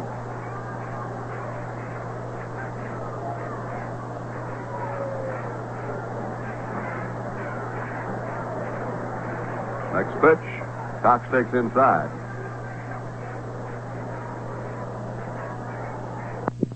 Will be Bill Robinson.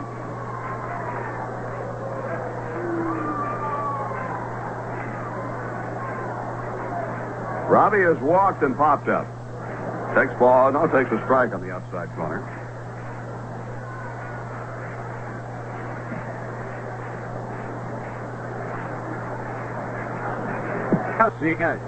Next pitch, fouled off his foot. That was Fernandez's first homer since May 28th against Chicago. He hit one out in. We played that game in Milwaukee that night. Strike three is called. Robbie is out on strikes and the side retired. So for the Yankees, 1 run on 1 hit. There were no errors and nobody left on base. And at the end of 4 1/2, the score is New York 5 and Cleveland 2.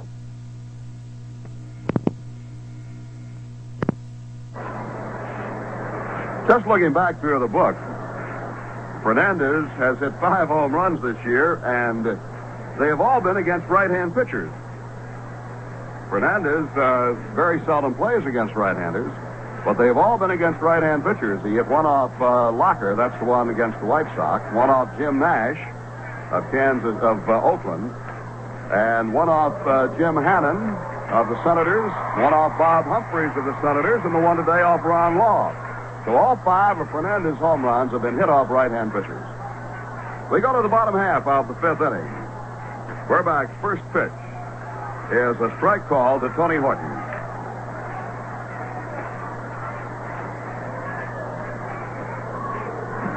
Horton is 0 for 2. Struck out, grounded into a fourth play. Bounces one, and Bamer cannot get to it. It's past him out into right field. Bamer tried to backhand the ball and could not come up with it. It's a base hit for Horton. Base hit number 6 for the Indians, and here comes Harrelson. The Hawk is 2 for 2 in this game. Son of a gun, you know, when Hawk got on with a single in the second, then he stole second, then he stole third, and I thought he was going to steal home. He came racing in, but they had the squeeze play on. The batter at the time was Vern Fuller, and he fouled it in the air, and it was caught by Fernandez. Pitch to Harrelson. Fastball is inside, ball 1. Harrelson has had 6 hits in 10 at-bats in this series, including a home run and a double. 4 runs batted in, 5 runs batted in for him. Burbach delivers low. Ball 2.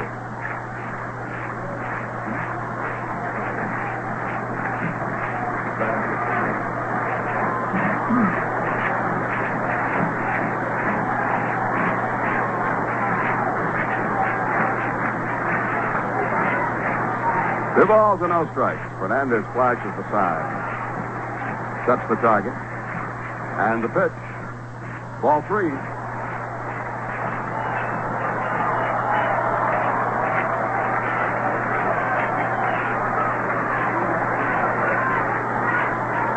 Well, Harrelson way ahead of the count. 3 balls and no strikes. Steps back away from the plate. Takes a few practice swings.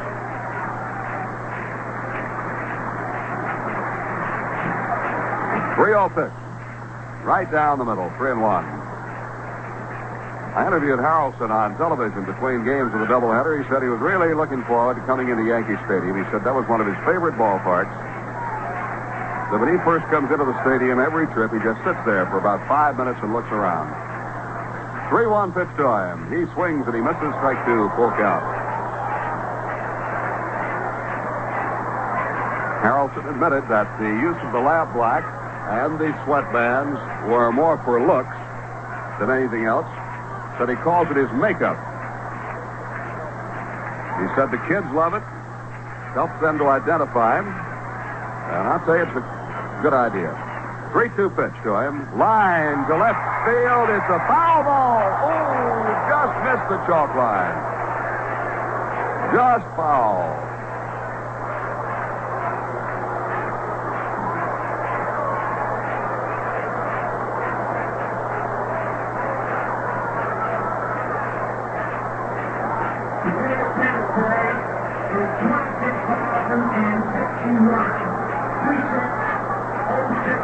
The attendance has just been announced as 26,061.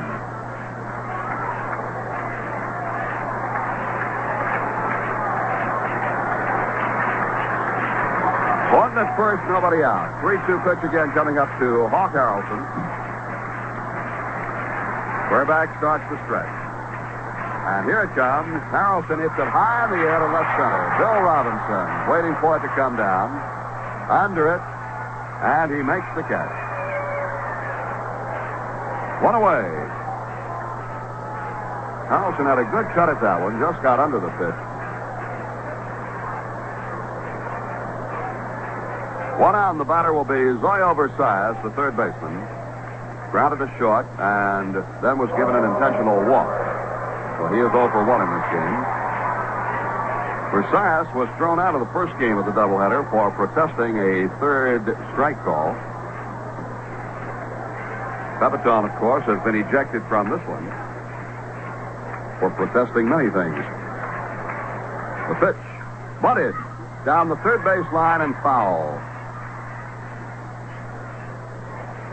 He was not bunting for a sacrifice. He was bunting for a base hit on that one.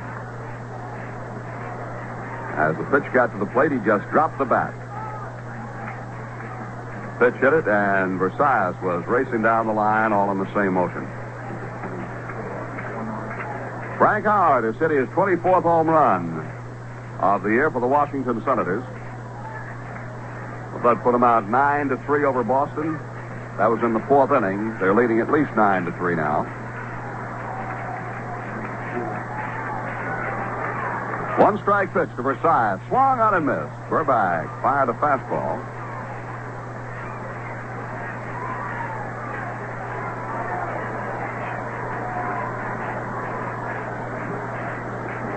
Yankees leading 5-2 here in the bottom half of the 5th inning. Burback nods agreement to the sign. His 2-strike pitch now. Just outside. A ball and 2 strikes.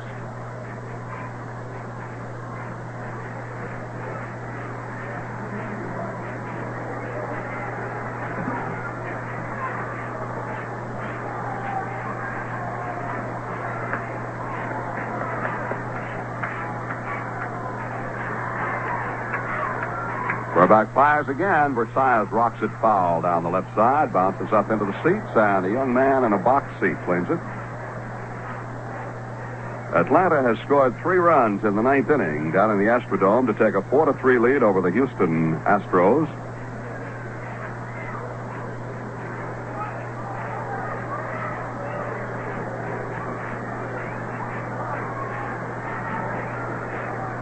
Burback sets and delivers again. Versailles fouls it back into the upper deck.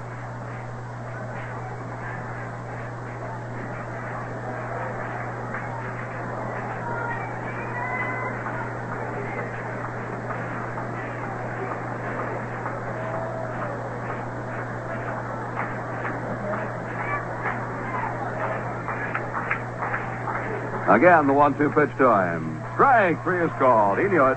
No argument on that one. 2 away now, and the batter will be Vern Fuller, the second baseman.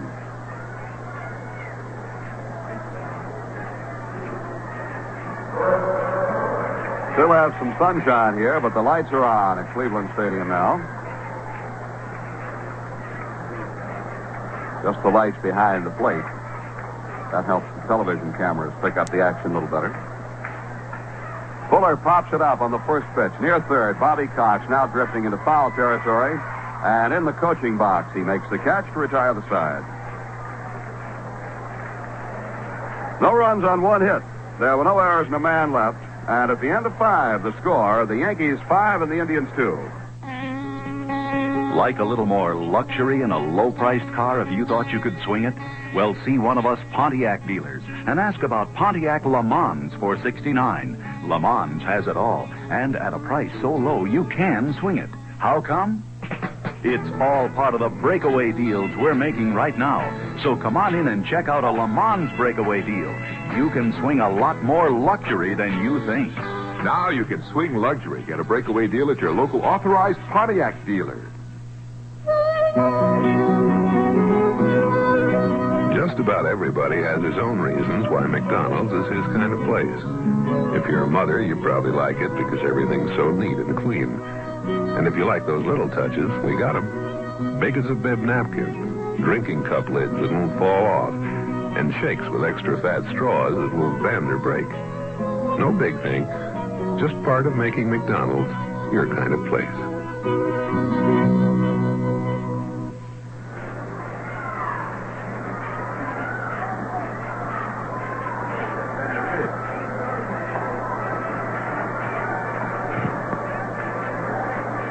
As we go to the 6th inning, Ron Law in his first Major League ball game will be pitching to Gene Michael, Bill Burback, and Horace Clark.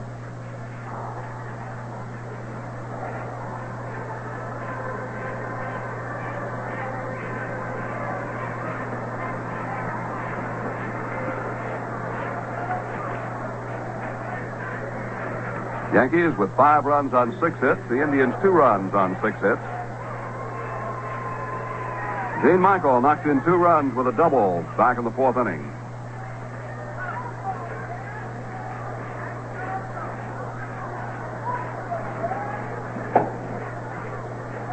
Batting left-handed against Law. Takes low and inside. Ball 1. Second time on the road trip, Michael had knocked in 2 runs in a ball game. Drove in 2 in the game against Boston. He fouls this one off. Counts even at a ball and a strike.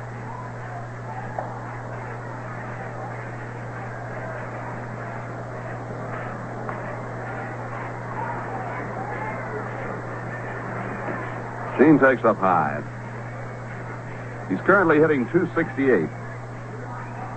Going 1 for 2 in this game with a double. Michael was on base when Billy Cowan pinch hit a home run. Bounces this one to the second baseman, Fuller. He has a chest-high hop, pegs it over to Horton, and that is all for Gene Michael. 1 down. Here's Burback.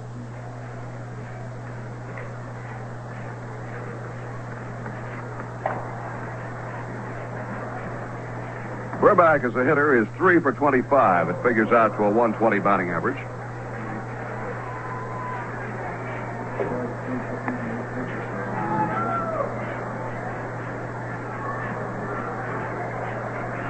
Burback, right-hand hitter, takes high, ball 1. Bill, just 21. 6'4", 220 pounds.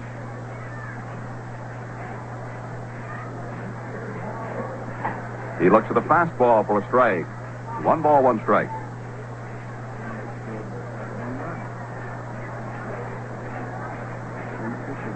Baltimore leads Detroit 3-1 now at the end of the 2 innings.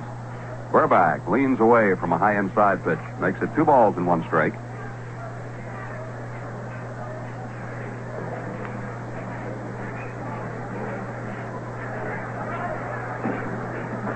Ronnie Law kicks and delivers. Low to Burback, ball 3. Bill looks down to Dick Hauser. Well, Dick's a little bit overmatched earlier in the game, wasn't he, when he tried to wrestle Pepitone away from Ashford. 3-1 pitch. Outside, and Burback is on.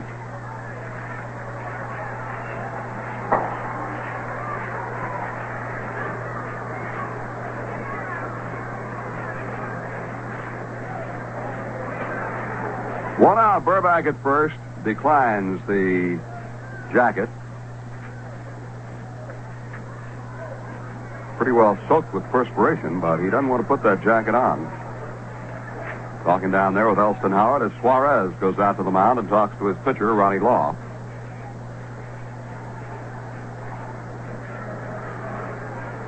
Horace Clark, the batter.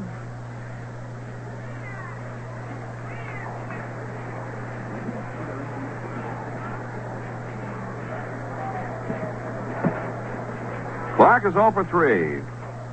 Takes a pitch down, low, ball 1.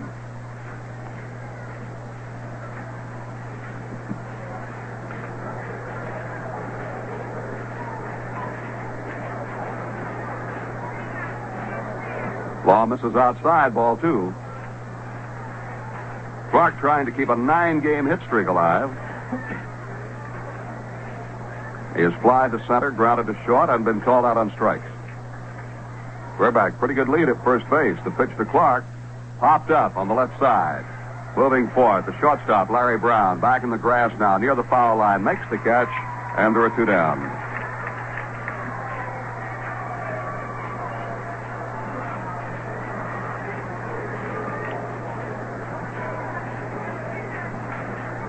Ronnie Woods has popped up to second and twice drawn walks.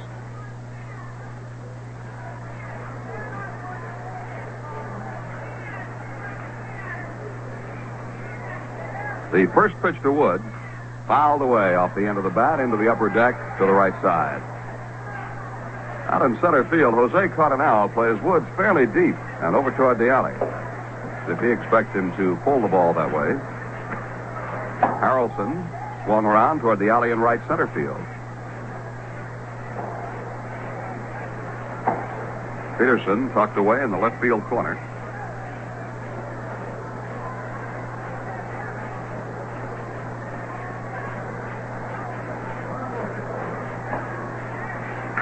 And there's a fly ball out into right center. Harrelson was just in the right spot for it. One-hands it, and the side is retired. For the Yankees, no runs, no hits, no errors, a walk, and a man left. At the end of 5.5, the score is New York 5 and Cleveland 2.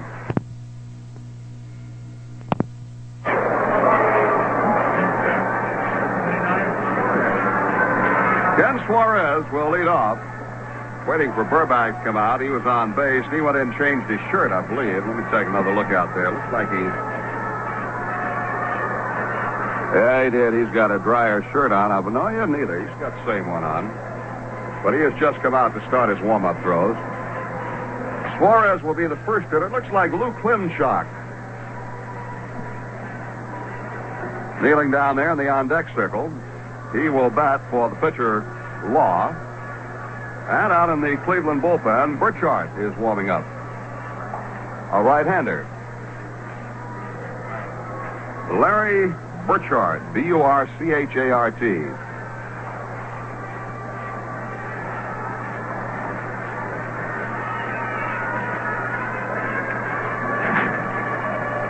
Yankees had a big inning, the 4th, when they scored 4 runs. 2 on a double by Gene Michael.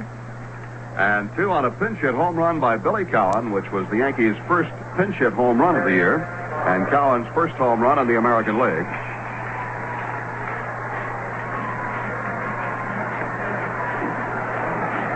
Suarez, the catcher, right-hand batter, has walked twice in this ball game. He was the first man Burback pitched to, and Burback walked leading off the 4th. Bill kicks and delivers, and he is low and outside, ball 1.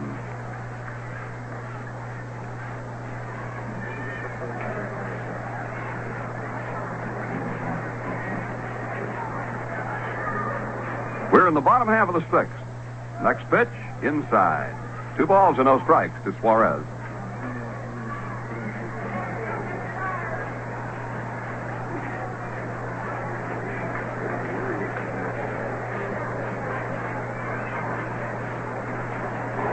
Burbach kicks and delivers. And he's low with a curve. 3 balls and no strikes. Once this young man finds himself and learns to relax on the mound, he has a chance to be a real good pitcher. 3-0 pitch is low, ball 4, and he's walked Suarez. Suarez is on for the 3rd time. And it's the 3rd walk given up by Burbach. And now Luke Klimchak, a left-hand hitter. Klimchak batting for the pitcher, Ron Law. Klimchak was brought up from Portland May 27th. He was hitting .284 in the Coast League. At that time, he replaced Dave Nelson, who had pulled a hamstring muscle. Nelson was replaced yesterday again by Ron Law as Nelson went into the Army for 2 weeks. Klimchak hitting .286. 1 home run, 6 runs batted in.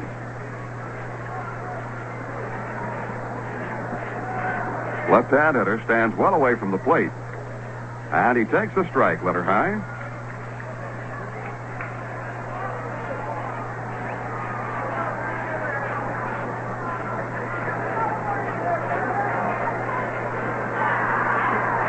Burbach working off the stretch. Delivers low. Bamer at first base has backed off, playing the batter and not holding the runner on. Suarez can take an extra step lead this way. Infield in halfway. Hopeful of the double play. Burbach fires it in, and he misses outside.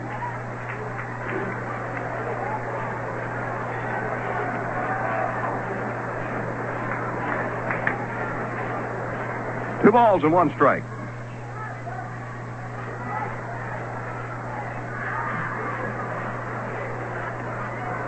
Klimchak looks at a strike that got the outside corner.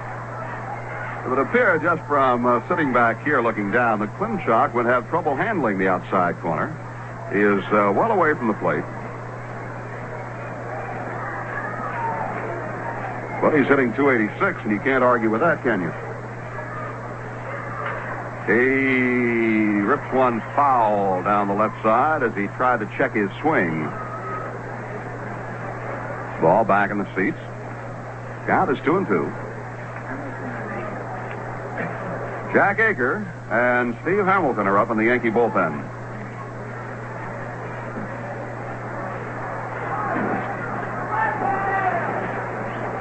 Two-two pitch.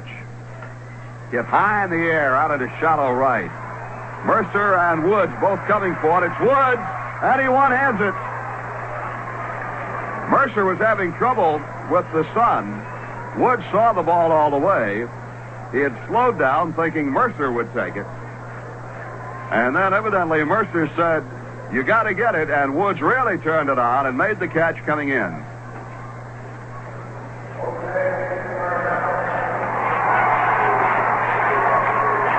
One down, and Jose Cardinal steps in. He's 1 for 2. His base hit was a double. He's scored a run.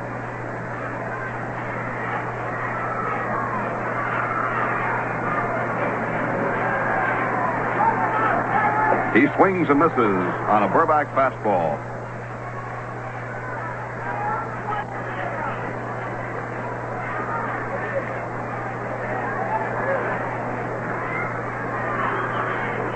Bamer now, the right-hand hitter at the plate, is holding the runner on at first, Suarez. Fastball is low, and the count is 1-1. Yankees leading 5-2. Cleveland broke on top with 2 runs in the 3rd, but the Yankees scored 4 in the 4th and 1 more in the 5th.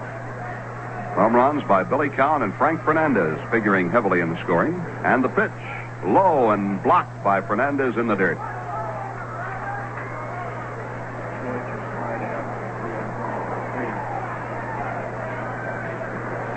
Bill Freehan has just hit a 2-run homer for the Detroit Tigers, and they have tied Baltimore 3-3. Detroit won the first game 3-2. They're in the 3rd inning of the nightcap. 2-1 pitch to Cardinal. Fouled it back on the screen.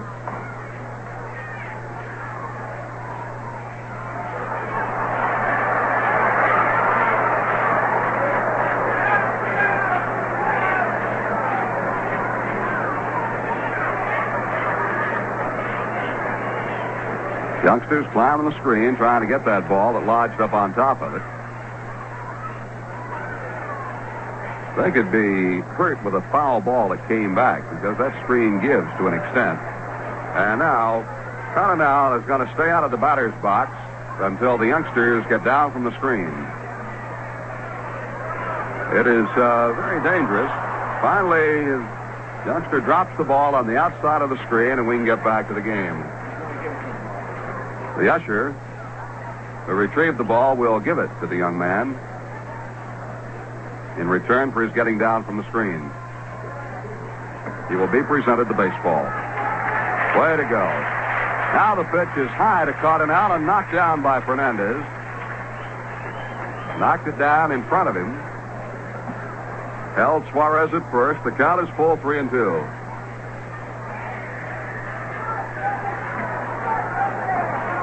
Alvin Dark up on the top steps of the dugout watching the action. Out the same way. The set by Burbank. 3-2 pitch is high, ball 4.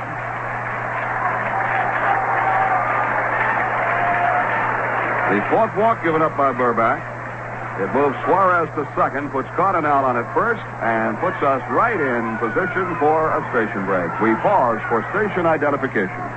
Hi, Terry Lester here. Kick those late afternoon blues. Keep happy from 3 to 7 p.m. weekdays on WGY Schenectady, Radio 81.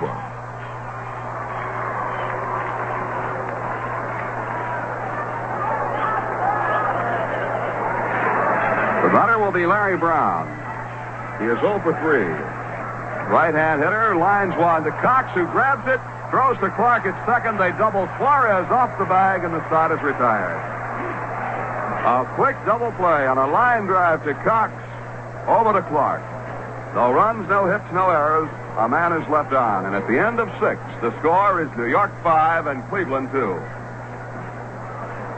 And we'll check other scores for you.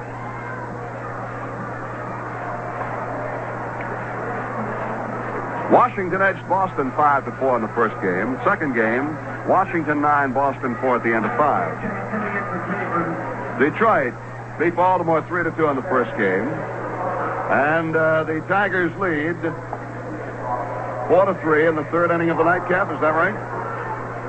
No? 3 up, I beg your pardon. 3-3, and they're still batting in the top of the third. Kansas City defeated Minnesota 7-2 in the first game. Minnesota leads 1-0 in the first inning of the nightcap. California 5, Seattle nothing at the end of 5. Oakland 3, Chicago 2 at the end of 5. In the National League, the Mets beat the Pirates 7-3. Tommy Seaver won his 12th of the year. Philadelphia shut out Montreal 2-0 behind Lowell Palmer in the first game of a doubleheader. And in the second game, they're in the bottom half of the 8th inning with the Phillies leading 5-1. Cincinnati edged San Francisco 7-6. Cubs beat the Cardinals 3-1 in the first game, and Chicago's leading 7-1 at the end of 5 in the second game. Los Angeles 3, San Diego 1 at the end of 7. And Atlanta scored 3 runs in the 9th inning to edge Houston 4-3. And that's a rundown on other action. Our ball game is all ready to move to the 7th inning and ready to move in and tell you all about it. Here is Jerry Coleman. Jerry?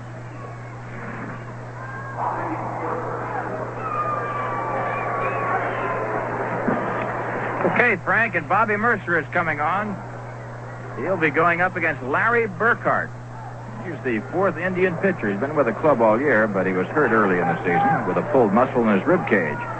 And the first pitch is way outside for ball 1. Mercer is 0 for 3 in this second ball game. Bobby was 2 for 4 in the first. Mercer batting .277, and he takes outside. 2 balls and no strikes.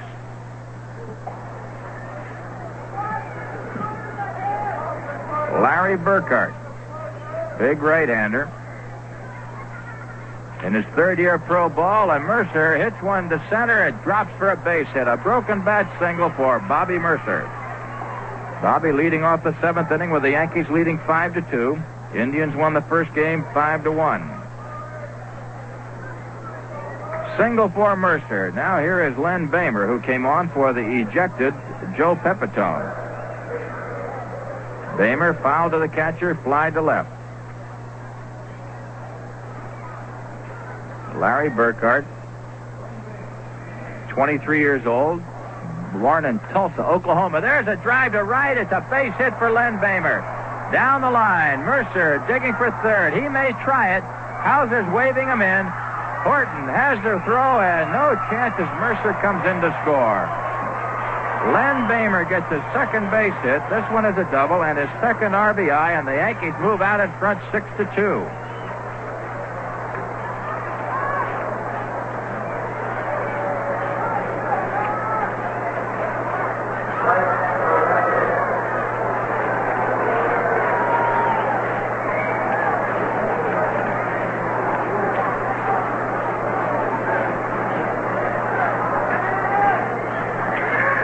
Fernandez, 2 for 3. Make that 2 for 2, rather. He singled, was hit by a pitch ball, and hit a home run. Drove in a run and scored 2. Bamer at second base. Hit a shot over the head of the first baseman, Tony Horton, driving in Mercer from first. There's a high curve to Fernandez, 1-1. 1 ball, 1 strike. A big day of baseball in the major leagues. A lot of action in both the American and the National. In the dirt. 2 balls and 1 strike.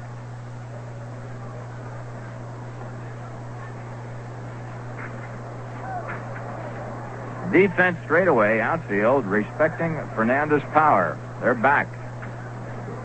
Burkhart fires way inside. 3 balls and 1 strike. Burkhart spent his first year in Ogden, where he was 9-1, and then in 1968 he had an 0-2 record at Albuquerque. Didn't pitch too much and may have had a sore arm.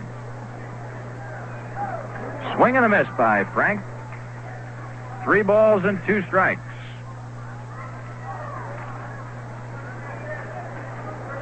Burkhart is 0-1 this year. Before this game, has pitched only 12 2/3 innings. Ground ball, 1 hopper, snagged by Versalles. The long throw is in time. Fernandez is out of there. He almost had his 3rd hit. Bazzolo Versalles pulled a beautiful play, backhanded a high hopper at the line, and threw him out.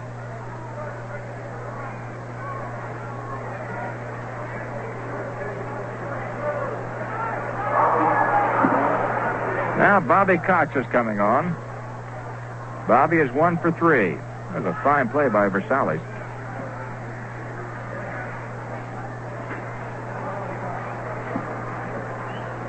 Burkhart delivers, and Cox takes outside for ball 1.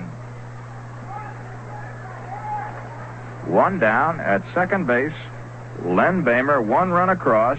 Yankees are leading 6-2. Top of the 7th. Indians won the first game 5-1.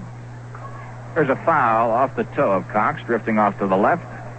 1 ball, 1 strike. Gary Kroll is warming up in the Indian bullpen.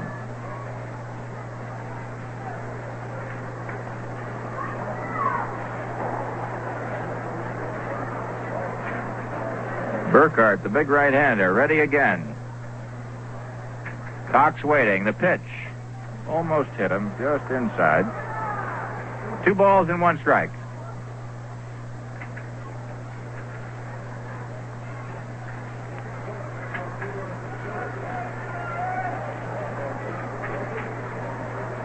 Now Burkhart steps off the rubber and chases Bamer back, who is dancing around second base.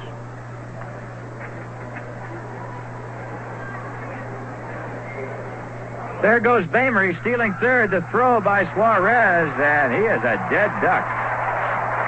Fine throw by Ken Suarez. Got a good arm. Nailing Bamer, trying to steal third. That play went 2-5.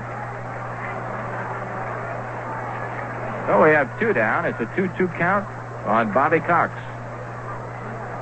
This Burkhart, a big guy, 6'3", 210 pounds. The right-hander to Bobby Cox. Into right center field. Racing for it is Cardinal. Plenty of time. Makes the play. The side is retired, but the Yankees come up with a run on 2 base hits and nobody left. And the score after 6.5, Yankees 6 runs, 8 hits. Indians 2 runs and 6 hits.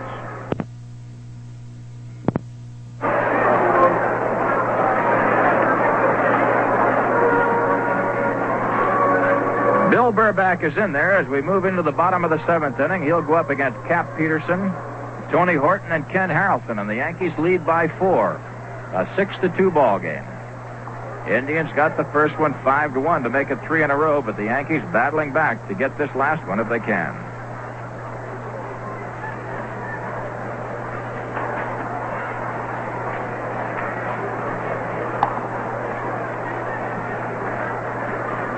Cap Peterson is 2 for 3. Single to center, single to left, and fly to center. In the first ball game, Peterson went 0 for 4. Burback, the right-hander, delivers, and Peterson hits a high drive to right center. Mercer, right under it. Sun giving him a little battle, but he's got it. 1 away. On 1 pitch, here's Tony Horton. Struck out, hit into a forced play, and single to right.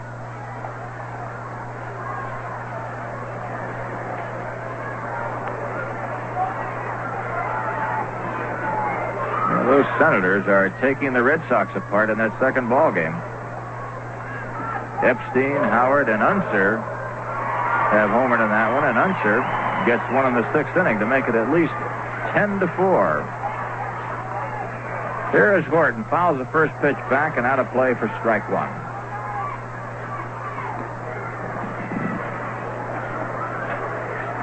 Washington won the first game 5-4, coming up at 3 in the bottom of the 9th to do it. But Dick Williams will be sleeping on the lobby floor tonight. You better not let him get up too high. Boy, when you lose him like that, you start jumping out of windows. The 1-1 pitch now. Horton hits it hard to right field. Mercer holding ground, then going back, makes the one-handed catch. 2 down. That'll bring up Ken Harrelson. We're in the last of the 7th. Yankees 6 runs, 8 hits. The Indians 2 runs and 6 hits. Second game of the doubleheader and the last game of this road trip. Yankees return to New York right after this game. They're off tomorrow, but Tuesday night they go up against the Orioles.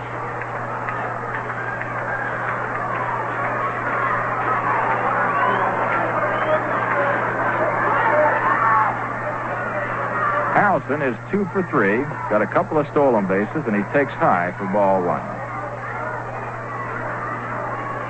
Single, double, fly to left.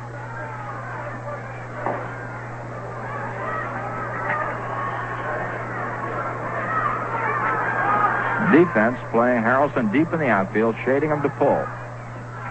Fastball misses low, and Burback seems to be having some trouble with the mound. He's fallen off. In other words, he looks like he's stumbled off on several pitches.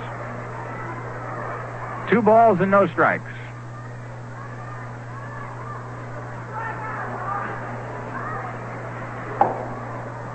The 2-0 pitch. Harrelson takes it outside for 3-0. The Hawk, Ken Harrelson, one of the real colorful guys. He and the Indians will be in town next Friday for a doubleheader on the 4th, Saturday night and Sunday afternoon, single games. Burback slips the fastball right in there. Now it's 3 balls and 1 strike. Here's the 3-1 delivery. High pop, right side, drifting for it is Bamer near the railing. He's not going to get it. The wind got a hold of that and pushed it way back into the seats. Oh, a mad scramble on T-shirt day by 100 different youngsters all over the place after that one. Those kids, they really go. You know, coming up with a souvenir baseball is better than getting into the ballpark for nothing. There's a half swing called ball 4. Harrelson started and then turned his head, and as he turned around, the bat followed him. And now manager Ralph Alk is going to go up, and he better talk to Frank Fernandez. No, I know what he's doing. You can't argue a ball or a strike. But he's asking the plate umpire, Emmett Ashford, to ask the first base umpire, Art Franz, about that check swing. And Franz says, nope, it was a ball, and that makes it ball 4 for Ken Harrelson with 2 down. And the batter now, Versalles. 5th walk given up by Burbach.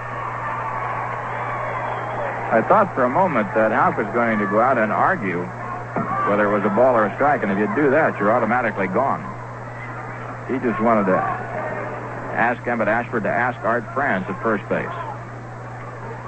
Swing and a miss by Versalles. Strike 1. A good changeup.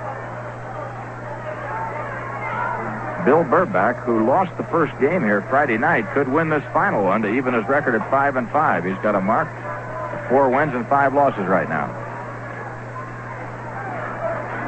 1-1 the count as Burbach delivers low. Mike Kekich started this game for the Yankees. He left after 3, giving up 5 hits, walking 2, striking out 2, and allowing 2 runs. Burbach has given up only 1 base hit, but he's walked 5, has not allowed a run. This one is outside to Versalles. 2 balls and 1 strike.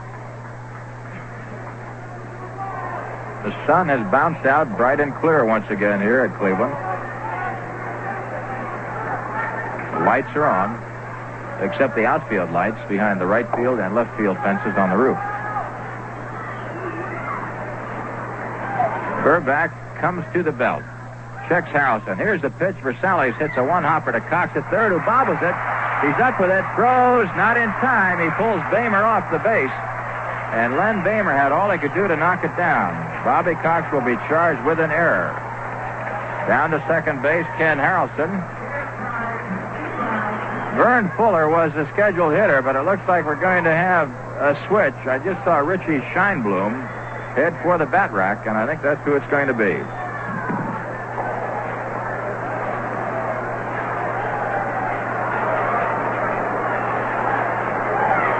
Richie Scheinblum, a left-hand batter, coming on.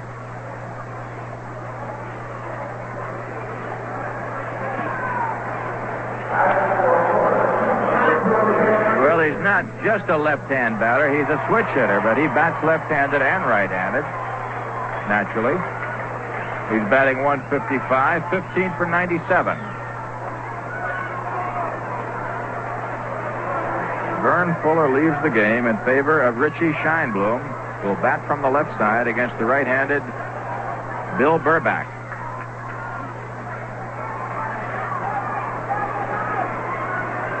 Runners at first and second, 2 out. The pitch by Burbach is in there for a strike, a curveball. Steve Hamilton, the Yankee left-hand reliever, and Jack Aker, the right-hand reliever, warming up in the bullpen. Gary Kroll is up again for the Cleveland Indians. Now the 1-strike pitch to Scheinblum. He takes it outside, 1-1.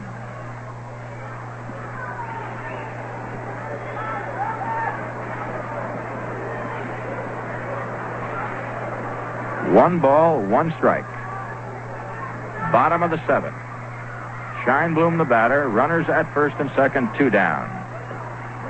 Swing and 7. Scheinblum the batter. Runners at first and second, 2 down. Swing and a miss by Scheinblum. A ball and 2 strikes. He went after a fastball and swung under it.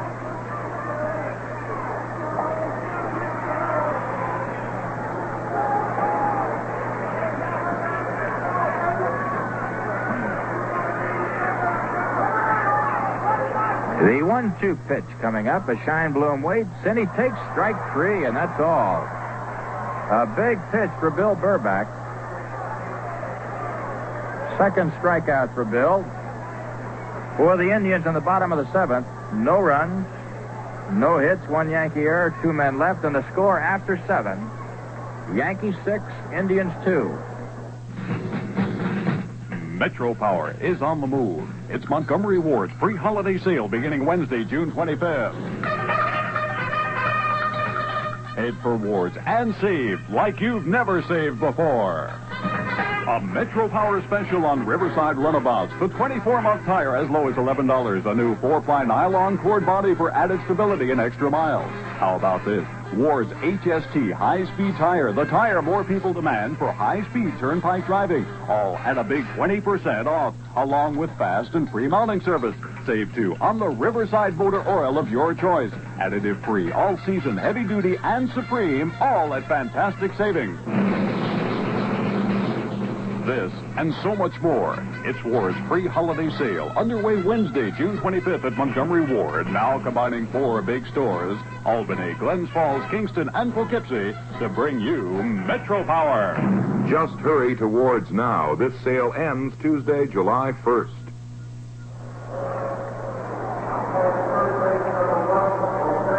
Well, we've got a couple of defensive switches here. Scheinblum stays in the ball game and goes to center field. Cardinal moves from center field to third, and Versales goes from third to second. Vern Fuller, of course, left the ball game in favor of the pinch-hitting Richie Scheinblum. We're moving into the 8th inning. It'll be Bill Robinson, Gene Michael, and Bill Burback going up against Larry Burkhart. Looking at the National League scoreboard right now, the Cubs beat the Cardinals 3-1 in the first game, and after 6 innings of the second, the Cubs lead the Cardinals 10-1.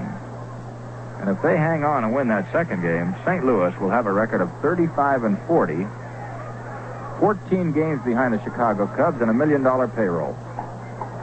Ooh, that's gotta hurt. They'll also be in 5th place in the National League East. The Phillies are winning a pair, and they'll move ahead. They were only 1 behind. Bill Robinson just took strike 1, and he hits a foul coming back for strike 2. Neither of the defending champions, the Detroit Tigers nor the Cardinals, are doing too well. The Tigers, though, have just tied up the ball game after 3 innings. It's Detroit 3 and the Orioles 3, and Detroit won the first game 3-2. But Detroit entered today's action 13.5 behind. Low to Bill Robinson, a ball and 2 strikes. The Yankees are leading in this one 6-2, and they lost the first one 5-1.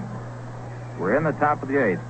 Robbie has walked, struck out, popped to third. He's 0 for 2 in this one. The 1-2 pitch by Burkhart, it's fouled back into the seats. The Detroit Tigers, the defending world champs, started the action 13.5 behind Baltimore. If they lose 2, they'll be 11.5 back, but if they split, they'll hold at 13.5. There's a high pop foul out of play once again. The count holds 1 ball and 2 strikes to Bill Robinson.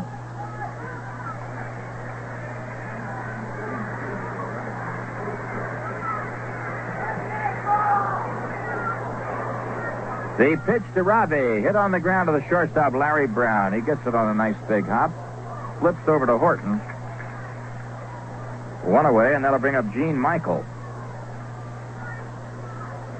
In the big 4-run 4th inning where the Yankees went ahead, Michael was instrumental in getting a double that drove in a pair, and he was followed by Billy Cowan's 2-run homer. Michael 1 for 3, waiting, takes high from Larry Burkhart for ball 1. 1 down, nobody on. Yanks 6 hits, make that 6 runs on 8 hits. The Indians 2 runs on 6 hits. 2 balls and no strikes to Michael.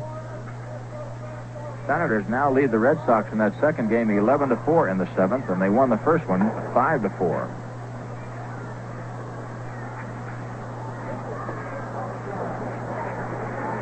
Outside to Gene Michael, a fastball that missed. It's 3-0. Dick Hauser flashing a sign to Gene. At first base, Elston Howard doing the coaching for the Yanks. The 3-0 delivery in there for strike 1. On deck, Burback.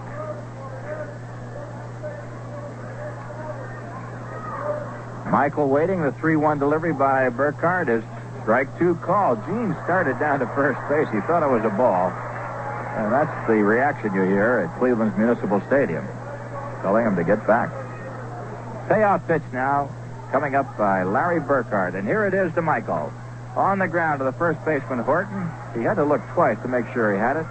Runs over to first, and we have 2 down.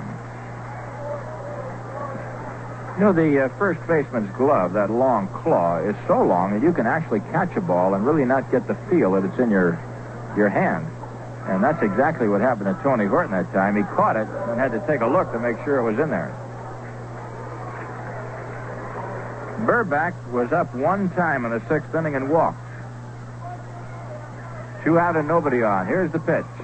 Outside, ball 1.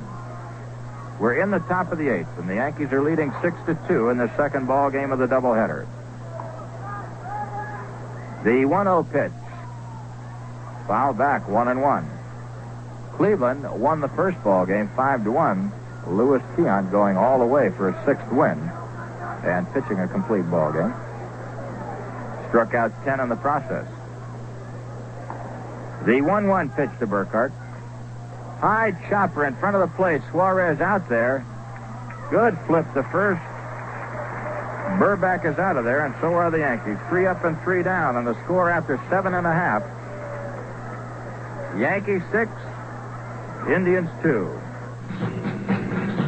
Metro Power is on the move. It's Montgomery Ward's pre-holiday sale beginning Wednesday, June 25th. Head for Ward's and save like you've never saved before. A Metro Power special on Riverside Runabouts. The 24-month tire as low as $11. A new 4-ply nylon cord body for added stability and extra miles. How about this? Ward's HST high-speed tire. The tire more people demand for high-speed turnpike driving. All at a big 20% off, along with fast and free mounting service. Save, too, on the Riverside motor oil of your choice. Additive-free, all-season, heavy-duty, and supreme, all at fantastic savings. This and so much more. It's Ward's pre-holiday sale, underway Wednesday, June 25th at Montgomery Ward, now combining 4 big stores, Albany, Glens Falls, Kingston, and Poughkeepsie, to bring you Metro Power. Just hurry to Ward's now. This sale ends Tuesday, July 1st.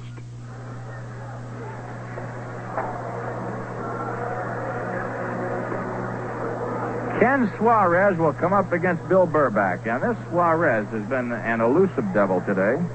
Been up 3 times and nobody would know it. He's walked 3 times. He walked in the 2nd intentionally. And again in the 4th. And again in the 6th.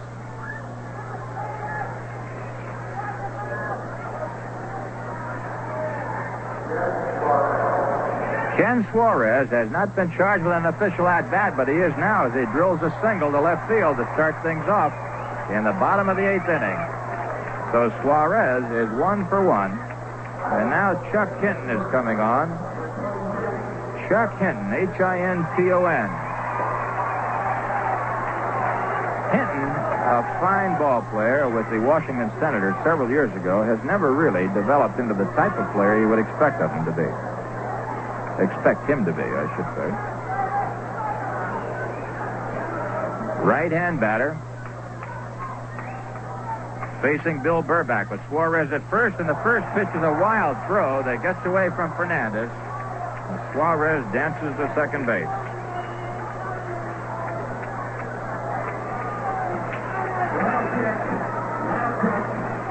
Bill Burback throwing one a little wild, and down to second base. Ken Suarez. Hinton batting for Burkhart. 1-0 the count. Yankees leading 6-2. Hinton, a right-hand batter, holds the bat right on the end. The pitch is in there. 1-1. 1 ball and 1 strike.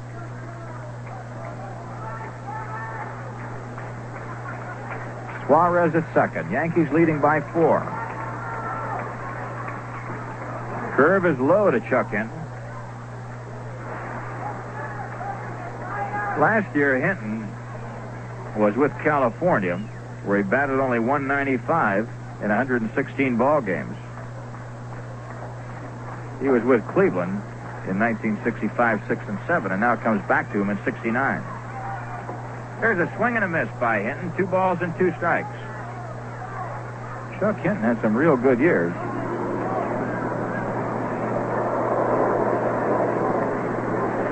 That was like a lion's roar over the left field fence. He had 310 in 1962 with the Senators in 151 ball games. Had a great season. The 2-2 pitch. Up the middle. It'll be hard for Clark if he catches it. He's got it. The throw is in time. A great play by Horace Clark. Well, I'll tell you, Clark turned in a beauty. Just nailing Hinton at first base. He was behind second when he caught the ball. Got rid of it beautifully, and Hinton is out of there. Now with Cardinal coming on, we pause for station identification. Hi, I'm Bill Edwardson. I'm the bird that wakes up the early birds. Join me weekday mornings from 6 to 10. It's a real eye-opener. On WGY Radio 81 Schenectady.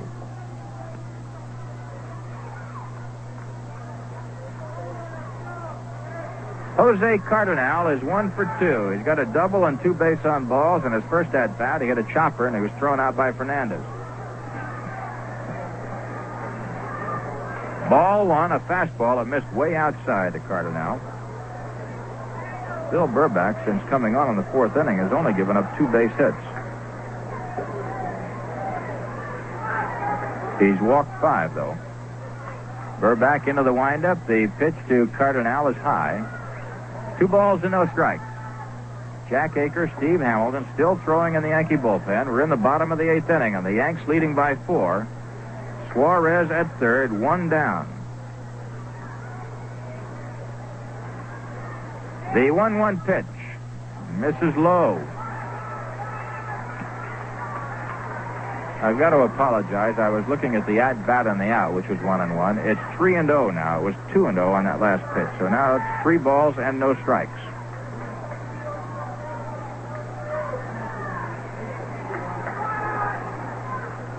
This one is high for ball 4. That's walk number 6. And here comes manager Ralph Houk out of the Yankee dugout.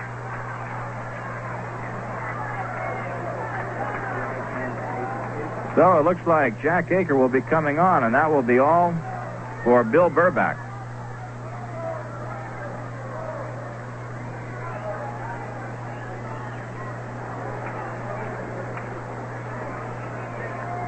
Burback, Fernandez, and Houk having a conference on the mound with Jack Aker coming on. Burback, let's see, went 1, 2, 3, 4 and a third innings. Gave up 2 hits, walked 6, struck out 2, and thus far has not allowed a run. While we're waiting for Aker to warm up, we'll give you a rundown on the scores. And this will be the last time we'll do it because we're running into the bottom of the 8th inning. In the first game, the Senators 5, the Red Sox 4. The winning pitcher, Higgins, the loser, Landis. Petrocelli hit his 23rd, and Mike Epstein hit his 16th for the Senators. In the second game, Washington 11, Boston 4. They're playing the 7th. Yastrzemski hit his 20th. Epstein hit his 17th, Howard his 24th, and Unser came up with his 4th for the Senators. First of a pair, Detroit 3, Baltimore 2. The winner was Lolich, and the loser was Cuellar. In the second ball game, after 5 innings of play, it's Detroit 3 and the Orioles 3. Freehan had a home run in the third inning with a man on. In the first of a doubleheader, Kansas City 7, Minnesota 2. Nettles hit 1 for the Twins, Fiore and Oliver for Kansas City. In the second game, Kansas City leads 2-1 after 1. Cott against Rooker. And Minnesota came up with 6 runs in the second inning. That makes it Minnesota 7 and Kansas City 2. Wow. Seattle 4, or make that California 4, Seattle nothing after 7. In the first of a pair, Oakland 3, Chicago 2. The second game not yet underway, and we'll give you the National League a little bit later. Here's Larry Brown with runners at first and third. Cardinal at first, Suarez at third, and Jack Aker, the third Yankee pitcher, coming on. We're in the bottom of the 8th. Larry Brown is 0 for 4. takes a curve outside for ball one. There's only one out. Well, Charlie Cootie won the Cleveland Open. Just flashed on the board. He hung in there hard to do it.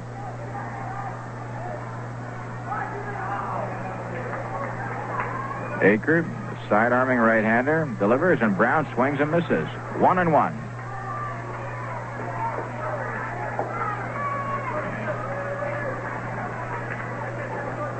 Jack Aker has done a great job since coming to the Yankees. He's 3-0 as a Yankee, one save, an earned run average of 0.50. He's given up only one earned run.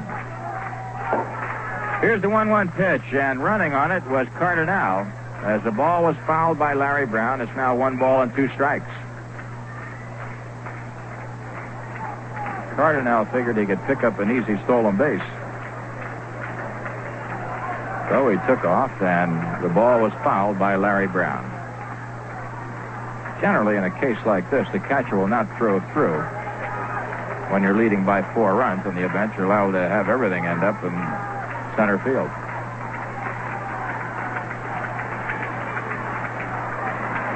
Aker sets. Brown waits. The pitch. Swung on and missed. A good sweeping curveball, and Brown is out of there. So Jack Aker strikes out the first man he faces, Larry Brown.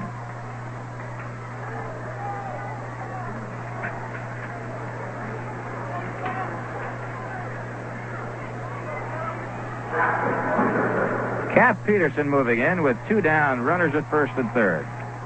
Peterson is 2 for 4. Single to center, to left, fly to center, and fly to right.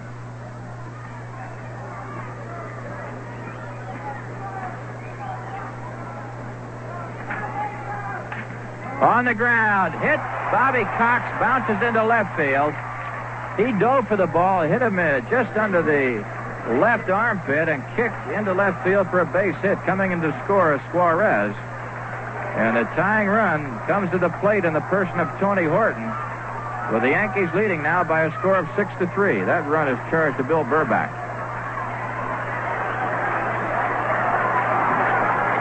That's the third hit for Peterson. Down to second base, Cardinal. And Tony Horton, who struck out, bounced to short, single to right, and line to right. Stepping in.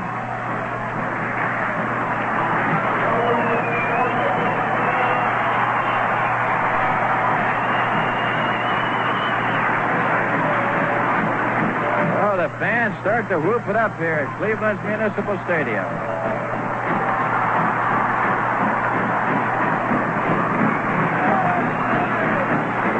Drop from sight in a minute. There's somebody really whooping above our booth. You may be able to hear it. Curveball is right in there, but no, it's not. Called ball 1 by the plate umpire, Emmett Astrid.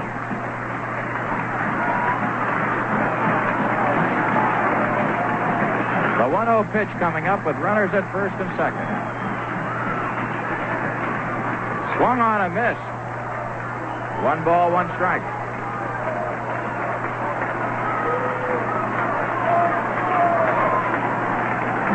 Big, tall Gary Kroll warming up in the Indian bullpen. Steve Hamilton continues to throw in the Yankee bullpen. Tony Horton, the batter. Yankees leading 6-3. We're in the bottom of the 8th. Aker sets. Here's the pitch. Left field. Way back there. Way back. And at the wall is Robinson. He's got it. And Tony Horton took his helmet and threw it straight up in the air, and it lands near the pitcher's mound. Oh, boy, it looked like we had a tie ball game. Robinson back to the barrier, jumped up, caught it, and the Yankees get out of it with only 1 run on 2 base hits, 2 men left, and the score after 8 full innings of play, Yankees 6, Cleveland 3.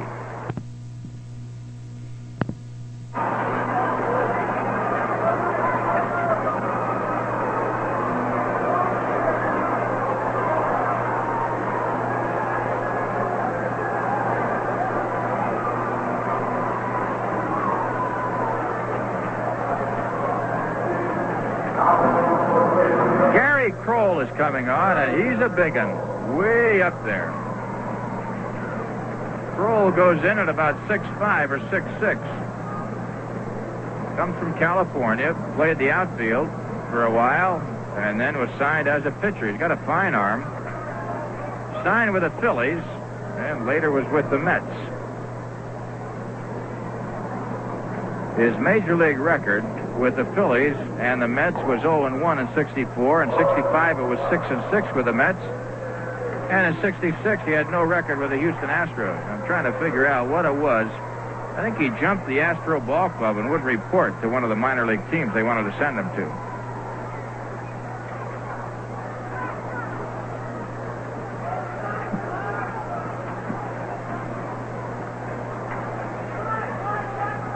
Gary Kroll will face Horace Clarke, and the first pitch is outside, ball 1. Clarke, who has a 9-game hitting streak on the line, could make it 10 if he can come up with a base hit now. He's 0 for 4 in this game.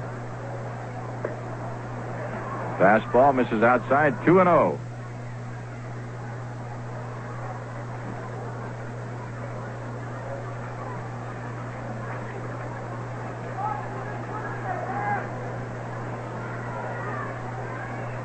Kroll ready, into the windup. The pitch to Clarke.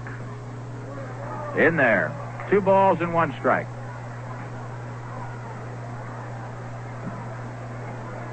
In the National League, the Mets beat the Pirates 7-3. Philly took Montreal twice, 2-0 and 5-1. There's a high pop coming off into the seats. 2 balls and 2 strikes. Cincinnati beat San Francisco 7-6. Cubs beat the Cardinals 3-1 on the first game. They lead 11-1 on the second, playing the 8th. Dodgers beat San Diego 3-1. And the Braves came up with 3 late inning runs to beat the Houston Astros 4-3. They were playing that one in the Astrodome. There's a drive into center field. Waiting for it is Richie Scheinblum, and Clarke is out of there. So Clarke's 9-game hitting streak goes by the boards. Unless, of course, the Indians tie it up and he comes up again.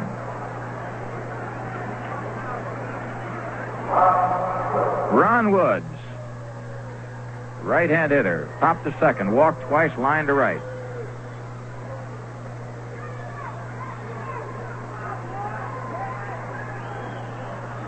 Kroll misses with a curveball for ball 1. In that second ball game at Baltimore, it's still tied 3 apiece. They're playing the 7th. Tigers got 3 runs in the top of the 9th to beat the Orioles in the first one, 3-2. Kroll to Ron Woods. Fastball high, and for the second time pitching out there, Gary Kroll lost his cap.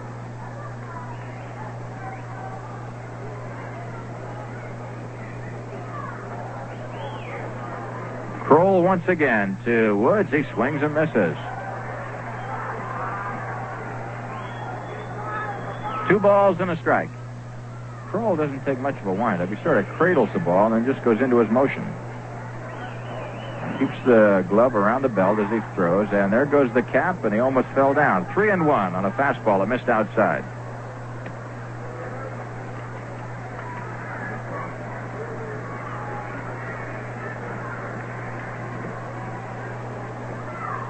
Three balls, 1 strike. Woods deep in the box, waiting. Here it comes. On the ground, fouled. Dick Hauser had to jump a little at third to get out of the way of that one. Cardinal is playing third base. He started the game in center, but when Scheinblum came on to bat for Vern Fuller, Cardinal went from center to third. Versales from third to second, and Scheinblum went in to play center. Kroll to Woods. It's high, ball 4. So Ron Woods draws his 3rd walk in this ball game. The first given up by Gary Kroll. Kroll is the 5th pitcher to be brought in by the Indians. The Yankees have used 3.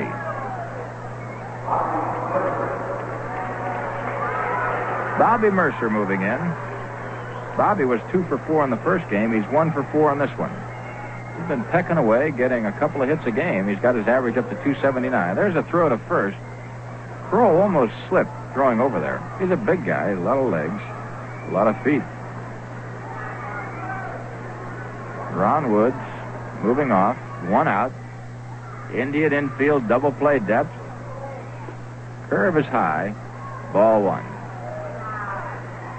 Juan Pizarro, the veteran left-hander, now throwing for the Indians in the bullpen. Yankees are leading 6-3 in the top of the 9th. Indians won the first one 5-1. Throw to first, and back in time is Ron Woods.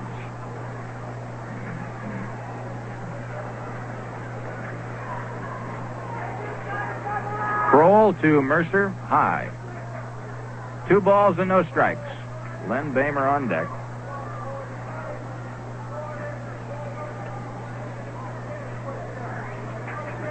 Kroll now with his hands on his hips, trying to get things straightened out.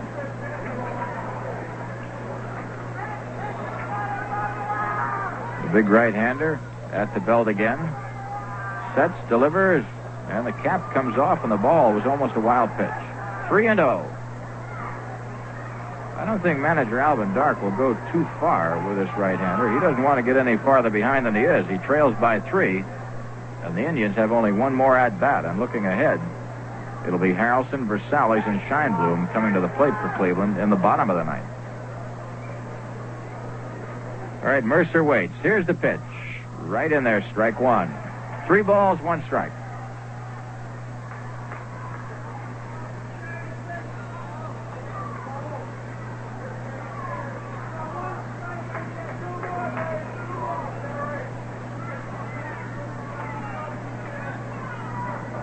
Now Gary Kroll delivers. Woods was going. Mercer pops it up, and that's going to drop back into the seats out of play.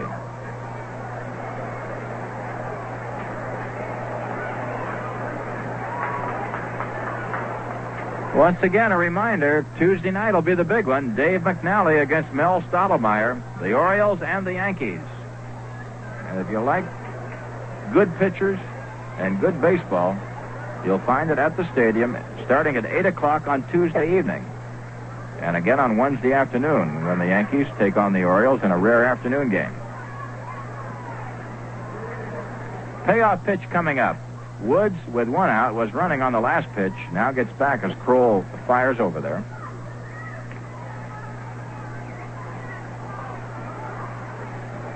Mercer digging in.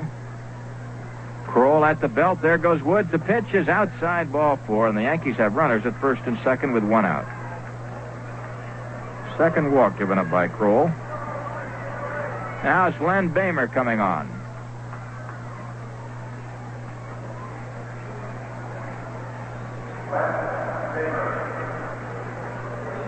Bamer got his second base hit and his second RBI in the 7th inning when he doubled over the head of the first baseman, Tony Horton. That one was a shot down the line. Now he's got a chance to drive in some more with Woods at second, Mercer at first. 1 down. Indians at double play depth. The pitch by Kroll. Curve way outside, ball 1. This big right-hander is so big that when he steps, it looks like he takes about a 10-foot stride toward the plate. So that's 60 feet 6 inches is cut down to about 50 feet when he lets the ball go. He's big. There's a drive to left field, not too deep. Waiting for it is Cap Peterson. He's got it, and the runners hold. 2 down. That'll bring up Frank Fernandez.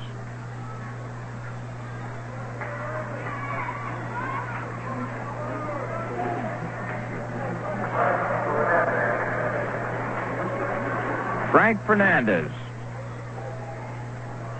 Single to center, went to second on the air by Cardinal, hit by a pitch ball, hit a home run in the 5th. Was out on a fine play by Versalles. He's 2 for 2. Could have been 3 for 3 had Versalles not come up with that great one. Fernandez from the right side waiting. Kroll delivers. Fastball misses inside, ball 1.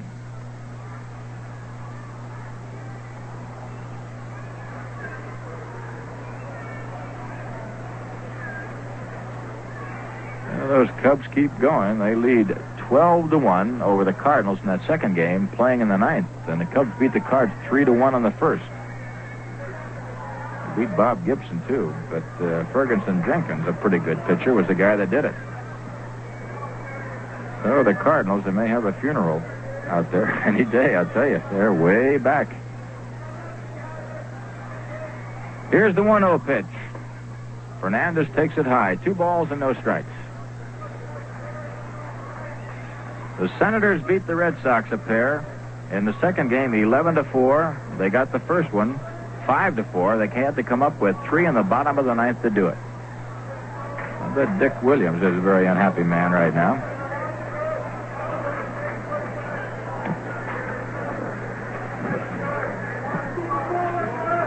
Here's the 2-0 pitch now as Fernandez waits and Kroll delivers. 3-0. I know you Yankee fans remember Jim Bouton when he used to lose his cap a lot. Well, this big Gary Kroll does it just about as often. He's dropped it about 5 or 6 times out there in this inning.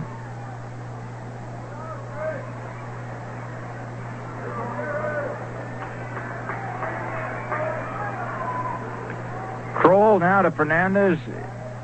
Inside ball 4, and the bases are loaded.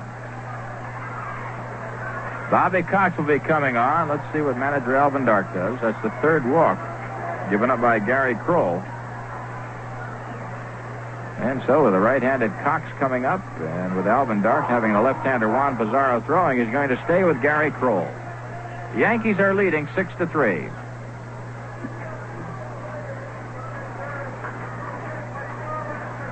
Both teams with 8 base hits. That's the 7th walk for the Yankees in this game. The only one that didn't walk a man was Larry Burkhart. Bobby Cox fouled the first pitch back for strike 1. Bases loaded. 2 out. Woods at 3rd, Mercer at 2nd, Fernandez at 1st.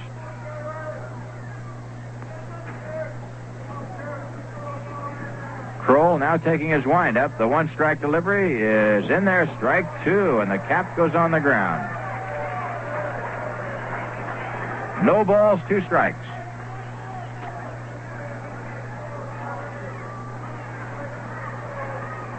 California leading Seattle 8-2 in the 9th.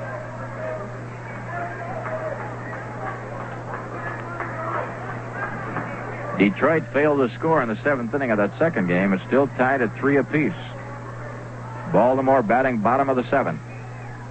The 2-strike pitch now to Cox. Swung on a miss, strike 3. And Gary Kroll gets out of it after walking the bases full.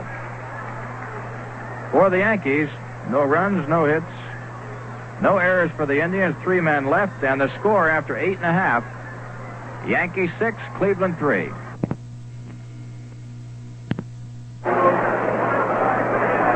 Up against Jack Aker.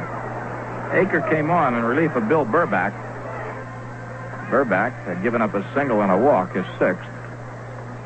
Aker came on and struck out Larry Brown, gave up the hit to Cap Peterson to drive in 1 run, but then got Tony Horton on that long fly that backed Robinson to the fence, and had that gone over it, we would have had a tie ball game.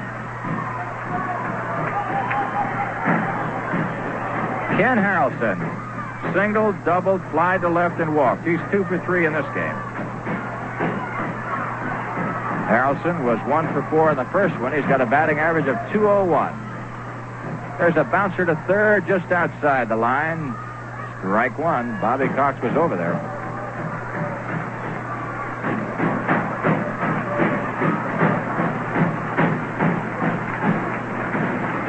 One strike, Ken Harrelson.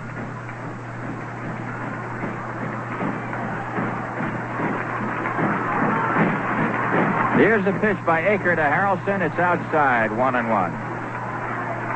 Yankees leading by 3 in the bottom of the 9th. They lost the first one to the Indians 5-1. In the 8th inning, Detroit and Baltimore tied at 3 apiece.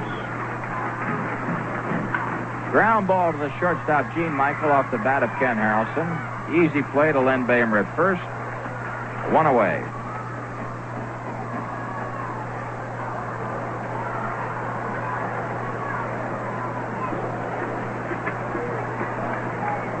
Zola Versali stepping in, bounced to short, got an intentional pass, struck out, and safe on an error.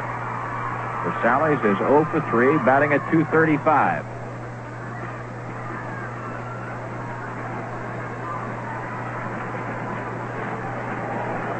They shade Versailles to pull as Aker throws that sinker, and Versailles tries to bunt it and fouls it off for strike one. And a real scramble by the kids down there. You know, at the end of the ball game, a lot of the adults go home and the kids stay, and they filter down into the box seats. And when balls go in there, it's your life if you're around there. It's like a tidal wave coming after you. One strike on Versailles as Aker delivers again. He tries another bunt for strike two.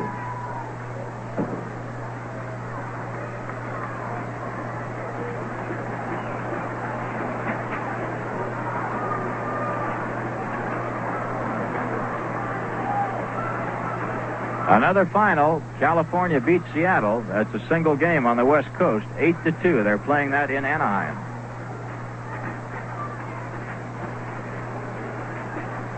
Aker to Versailles, hit on the end of the bat towards second, and Clark takes it on the fly. It wasn't hit hard, but he got it right on the end of the bat. Well, the Chicago Cubs really put it to the St. Louis Cardinals today. In the first game, they won 3-1, and in the second game, it was 12-1. Dick Selma got the win in the second game, and Mudcat Grant took the loss. Selma is 8-3. What a job he's done. Strike one now to Richie Scheinblum, who struck out, pinch hitting for Vern Fuller in the seventh. 2 out now. Jack Aker trying to hold this ball game for Bill Burback. Scheinblum waiting, swings and misses, strike two.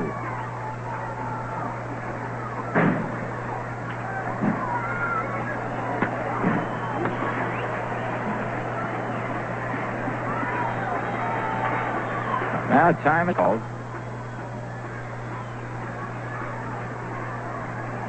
No balls and 2 strikes to Richie Scheinblum. Yankees lost the first one 5-1, lead in this one 6-3.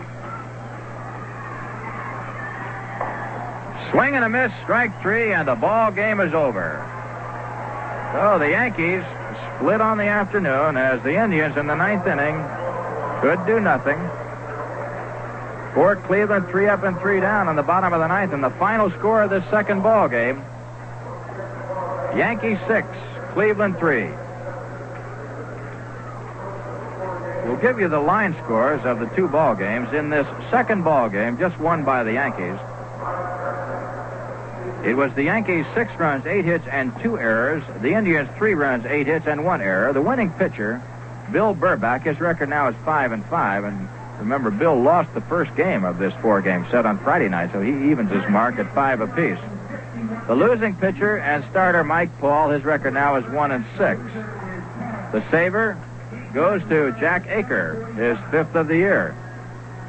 2 since coming on as a Yankee, so Jack Aker has won 3 and lost none and has 2 saves as a Yankee.